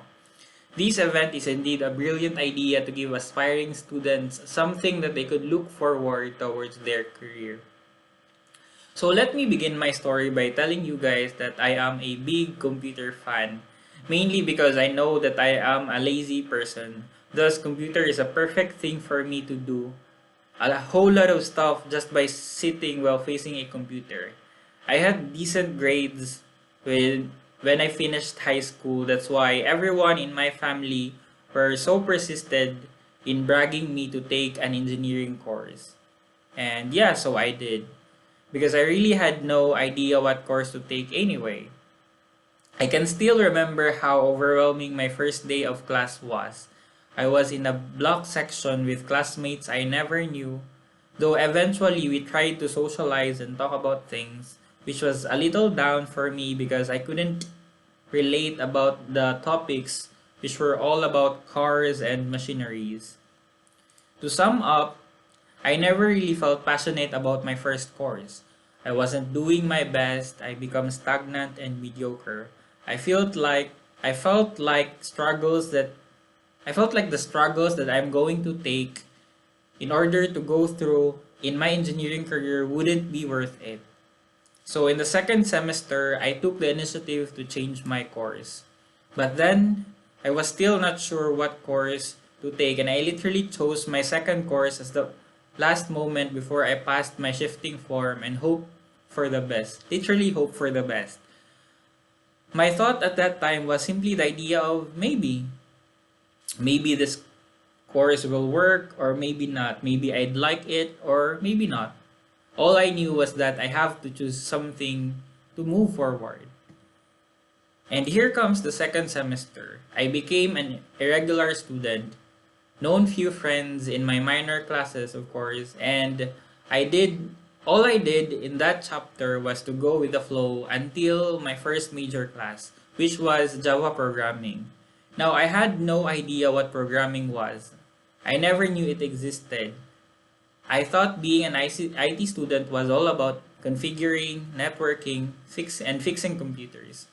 It was years ago, but my memory about my first day of programming class is still crystal clear. I was sitting at the back of the room, curious about what the lessons is all about. As I expected, I never understand anything. You know, it's like riding a bike for the very first time and no one is teaching you. I couldn't even see the part of the software in which I can start writing my code. I was so behind that I literally stopped paying attention to the lesson. But then something happened. My professor, Sir Marcel Baste, went on every computer to make sure that every student understands the lesson. He walked through the whole process again step by step just to make sure that everyone could follow. And I thought that kind of passion is remarkable. After things made sense, I just kept on following the lesson and little did I know that I was genuinely enjoying it. Our professor was so passionate to the point where we get excited about each upcoming lessons like loops, arrays, functions, and classes. He used real-world analogies about current topics on top of competitive fun activities where everyone can enjoy participating, even the people who are not competitive. That's when I started enjoying it. I got excellent grades, and little by little, my complicated lessons became much easier. The cool thing about programming is that you can easily understand any language when you totally understand the fundamentals of a single one. I was also given the chance to teach fellow students who are struggling with their academics as a mentor in the Skills Clinic laboratory. Surprising, Surprisingly, I managed to become one of the Dean's Lister in my third year, and also I got my first web developer job in my fourth year, and graduated on 2019. 2 months after I graduated, I took a part-time job as a professor in the same university, University of Mindanao. Of course, with the recommendations of my previous teachers, it was fun. It was a very fun experience because some of my students were my closest friends. There were a lot of moments in my life where I just felt like going with the flow. Just like a water in a river. You see, it is really impossible to tell whether anything that happens is good or bad. You never knew that the consequences of misfortune or good fortune will be, as only time will tell the whole story. Things may look great at the start, but over time it may not become what you had imagined it to be. Similarly, you feel bad about something, but someday it could be one of the best things that happens to you. Right now, I am working for more than 2 years in my web developer job, also taking part-time projects from time to time while continuously learning. I guess my only take on this is that finishing college degree wasn't easy. Or like getting a college degree wasn't easy. Well, for me at least. I've been caught up in couple of bumps, twists and turns. Sometimes things get messy and sometimes tough. And when things doesn't make sense, just keep going. Or as the famous Filipino advice, laban lang. All right. Hello, everyone. So that concludes our presentation for the careers and studies in information, the College of Computing Education, the ICT, or the Information and Communication Technology. So again, I am Professor Cliff, and with me is Professor Charis, who is currently fixing her device. So there's some problems, but of course we successfully finished our presentation. So thank you so much, everyone, and stay safe. Sir, back to you. All right. So thank you so much, Professor Cliff and Professor Charisse, for those information with regards to IT and computing na mga programs. And hopefully our students from different schools here in Davao region were able to grasp all those information that you have mentioned a while ago. And so I think you're also excited for this. We're going to have our online quiz, and there you can get 100 peso load once you'll be the first. All right. So just for the information of everyone, Sheng chatted me a while ago that she will not get her prize. So that's why we're going to give the prize kanina to the second one, Kate Dasel Hempesao. So congratulations, since you're the second, you'll be given 100 peso load. So please type your number in our chat box so that you can get your prize later. All right, so this time, let's go to menti.com. Go to menti.com and then use the code 46144266. And then we're going to have our last online quiz. All right, and questions are based on the and presentation of Professor Charisse and Professor Reban. Right, so go guys. Ayan. Go. 100 peso load for the first yung top one natin on this online quiz. This will be the last, and then we're done with our webinar. All right. Go, guys. We're still waiting for others. Come on. We are more than yung mga nagpasok dito ngayon sa Menti. Go. The code is 46144266. Again, 46144266. Ayan. Ando sa chat box ngayon, Kyla. All right. Ayan. Okay, ayan. More. Last two. Come on. Ayan. All right. So, we're good. Pasok lang yung iba. You can still join. We can start now our Menti. All right. Answer fast to get more points. Here's the first question. Which program is a study of applications and effects of information technology on organizations? Is it information technology, computer science, information systems, or library and information science? 7 seconds to answer this question. 5, 4, 3, 2, 1, and time's up. All right. Let's see. More of you says it's information technology, but the answer is information systems. 2 of you got the correct answer. Let's see who's on our leaderboard. And it's Christian J, yung number 1 natin ngayon for this. Don't worry, we still have 4 questions. Let's go.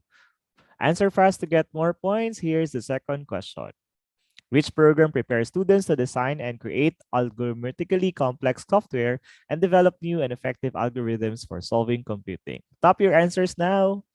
Information technology, computer science, information systems, or entertainment and multimedia computing.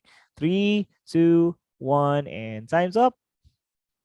The correct answer is, you got the correct answer. It's computer science. 6 of you got the correct answer. Let's say if it's still Christian ang nandun sa top 1 ng ating leaderboard. All right, still Christian. And then Lilian is on the second and Hiruki is on the third place. Let's see if kaya pa ba ni Christian maging top 1 on this. All right, answer fast to get more points. Here's the third question. It's a study of the utilization of hardware and software technologies that provides computing solutions to address the needs of an organization. Information technology, computer science, information systems, or library and information science. Stop your answers now. 5 seconds to answer. 3, 2, 1, and time's up. Everyone has voted. Sabi niyo information technology. 10 of you got the correct answer. All right, let's see if it's still Christian sa number 1 place, or will it be Lilian on the second place? Or madaslad siya ni Lilian? No. Kayang-kaya pa din ni Christian. He's still on top. All right. Though Gian is the fastest in this question. All right. Second to the last question. Go, Christian. Kaya pa yan. All right. Answer fast to get more fast. Study of the development, deployment, and management of information resources in print, non-print, electronic, and digital formats and services. Information technology, computer science, information systems, or library and information science. 6, 5, 4, 3, 2, and 1, and time's up. All right, 8 of you says it's library information science. You got the correct answer. Let's see if it's still Christian J ang sa number 1 natin. Oh, lumalaban talaga si Christian. Di nagpapatalo. Lilian, kaya pa yan. All right, sorry Lilian, you're on the third now, and Hiruki is on the second place. So Christian J is still on top. Let's see kung merong magbabago on our last question. Come on, guys. Answer fast to get more points. Here's the last question. A study and use of concepts, principles, and techniques of computing in the design and development of multimedia projects and solutions, information technology, computer science, information systems, or entertainment and multimedia computing. 6, 5, 4, 3, 2, and 1. Time's up. And most of you says entertainment and multimedia computing. You got the correct answer. 9 of you. And here we go. Let's see if it's still Christian. Yung number 1 natin. Are you ready? Then. Here we go. Christian ba ang panalo dito? All right. Okay. And it's Christian J. Congratulations, Christian. You are our winner in this Menti. All right. Okay, congratulations. All right, so thank you very much. Please, tawag nito. We're calling Christian to please type your number on our chat box so that later I can give your price. All right. So 100 pesos for you. And please don't forget to follow and subscribe and like our social media pages, Facebook, Instagram, Twitter, and TikTok. So that's at Unimin Official. And for our YouTube is the University of Mindanao Official. And if you want to review those topics that we've mentioned a while ago, you can still go to our YouTube channel. All right. So for more information about our university, you can go to www.umindanao.edu.ph. And so we thank you. And if you want to know more about our scholarships and admission, no, you just screenshot no all this information here so that you would know the details. All right. So as being mentioned a while ago, no, nila sir, no, that UM no is really giving its best no for quality education. That's why UM is being called as the first in leadership education with its quality, affordable, and open education. And there are a lot of reasons no to say that you should choose UM. No, and one of those is its quality education because of being a leading private institution in the region with a lot of those accolades and also tinatawag natin ng mga accreditations no in regards to Commission on Higher Education, sabi kanina with regards to PICAB, no yung mga nakita natin ng mga um, accolades and also mga accreditations ni UM, especially in the computing education. And aside from that, UM has this what we call flexible schedule through its term system. 'Di ba sa inyo ngayon is one semester kayo and you have 8 subjects. But here in the University of Mindanao, once you enroll, you will have this what we call term system. That means they divide yung one semester into 2 terms, a first term and second term. And in that first term, you will only have 4 subjects to take.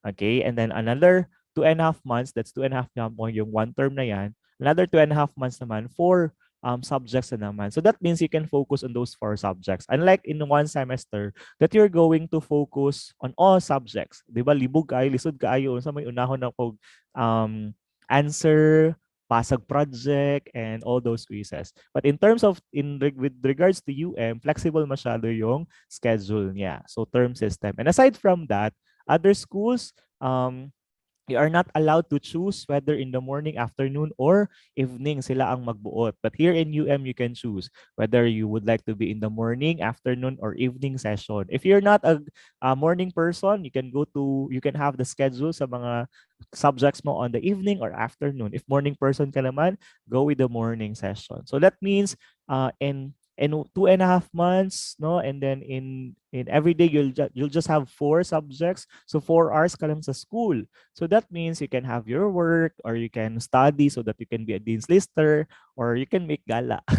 Okay, so very flexible masyado ang schedule. And aside from flexibility, UM also is the most affordable private university in the region. Though there are a lot of university here in Davao, some of them are public university, and you cannot compare UM to that kasi nga public, barato jud siya. But UM is a private university, and among those private university in the region, UM is the most affordable. Ayan.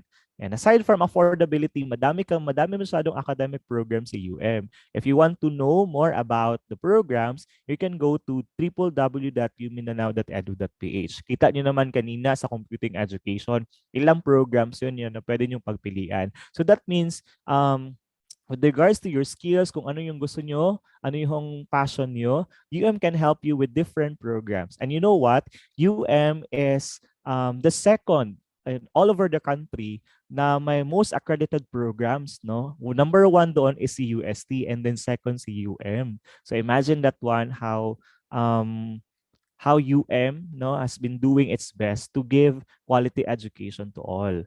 Okay, aside from that, you can learn anywhere. Kita nyo naman siguro kanina no sa ating virtual tour, ang laki masyado ng UM. It's a 28-hectare no na university. And you know what? There are a lot of buildings, no? Yung isang college sa isang building, and then another college naman sa isang building na naman. And then ang laki talaga ng school. You can really feel that you are in the university. And what is good with UM, though malaki masyado, there's what we call e-car. And then yung e-car naman is libre.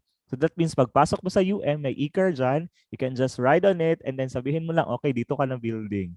Ayun. So aside from that, no, very conducive yung environment kasi nga may mga puno, and then you can really relax, and then you can have the time to really study well. And aside from that, si UM no has this what we call Blackboard Open LMS, no, na here in Davao City or in Davao Region, 2 schools lang ang meron yan. And yan na learning management system, it is being used also in the international na mga university. So that means na si UM is really giving its best no to give you a very conducive learning, whether it's online or offline. So I mean or face to face. You know what, UM would really like to have a face to face na talaga na klase, but because of those restrictions, so magulat pa ta what would be the decision of the IATF and even the government here no sa Davao City, the local government. So but in terms of giving access no to education, whether it's face to face or online, UM would really give its best, no? And then aside from that, open university si UM, I mean open education university. That means there's no discrimination. As being mentioned kanina ni Professor Reban, Professor Cliff, na walang entrance exam si UM. So that means kahit basta pasado ka lang sa senior high, and if you really want to pursue those programs na sinabi kanina, gusto mo talaga yung course ay yung napupusuan mo na program, you can really enroll sa UM. Dili magpili sa UM na ay dili since inga nila imong grade diri ka na course. Dili ingana sa UM.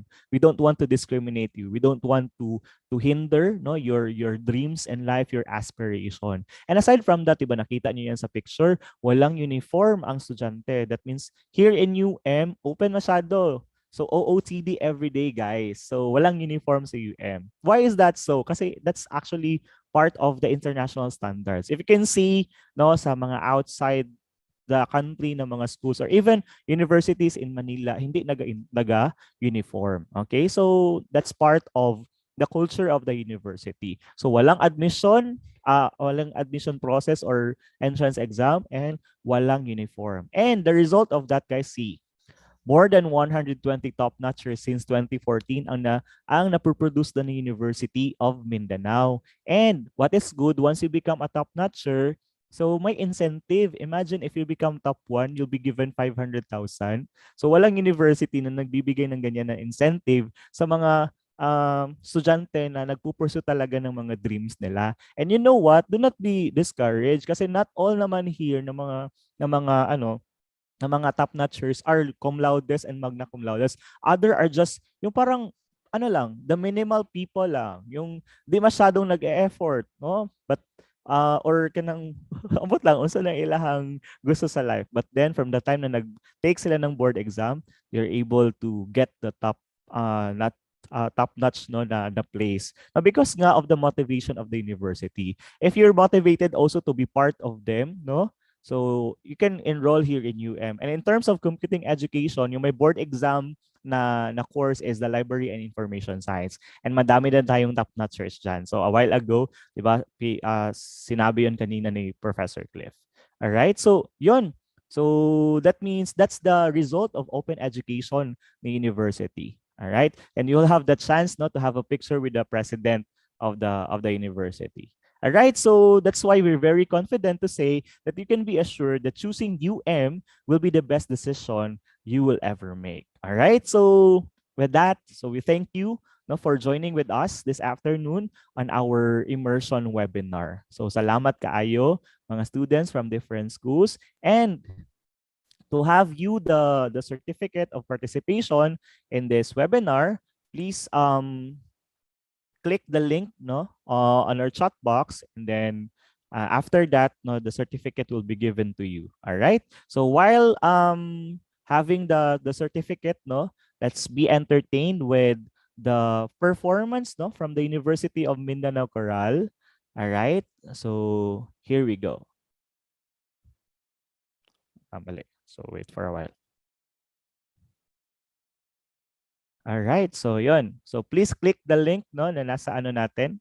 And then you can also give that one to your classmates na nasa YouTube siguro para makaano sila or for a while. All right. Sige, go, go, go. Here we go. Performance from UM Chorale.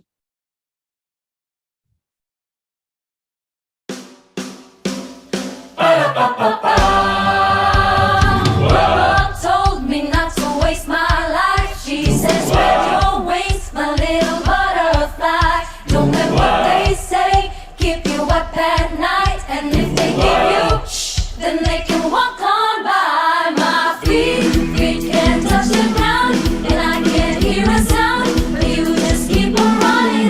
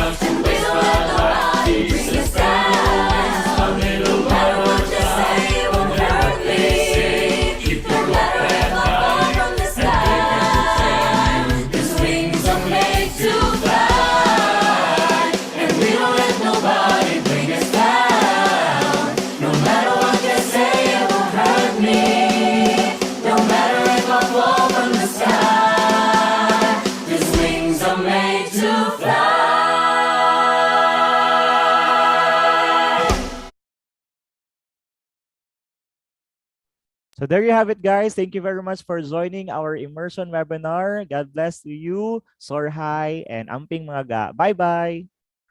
Thank you, sir.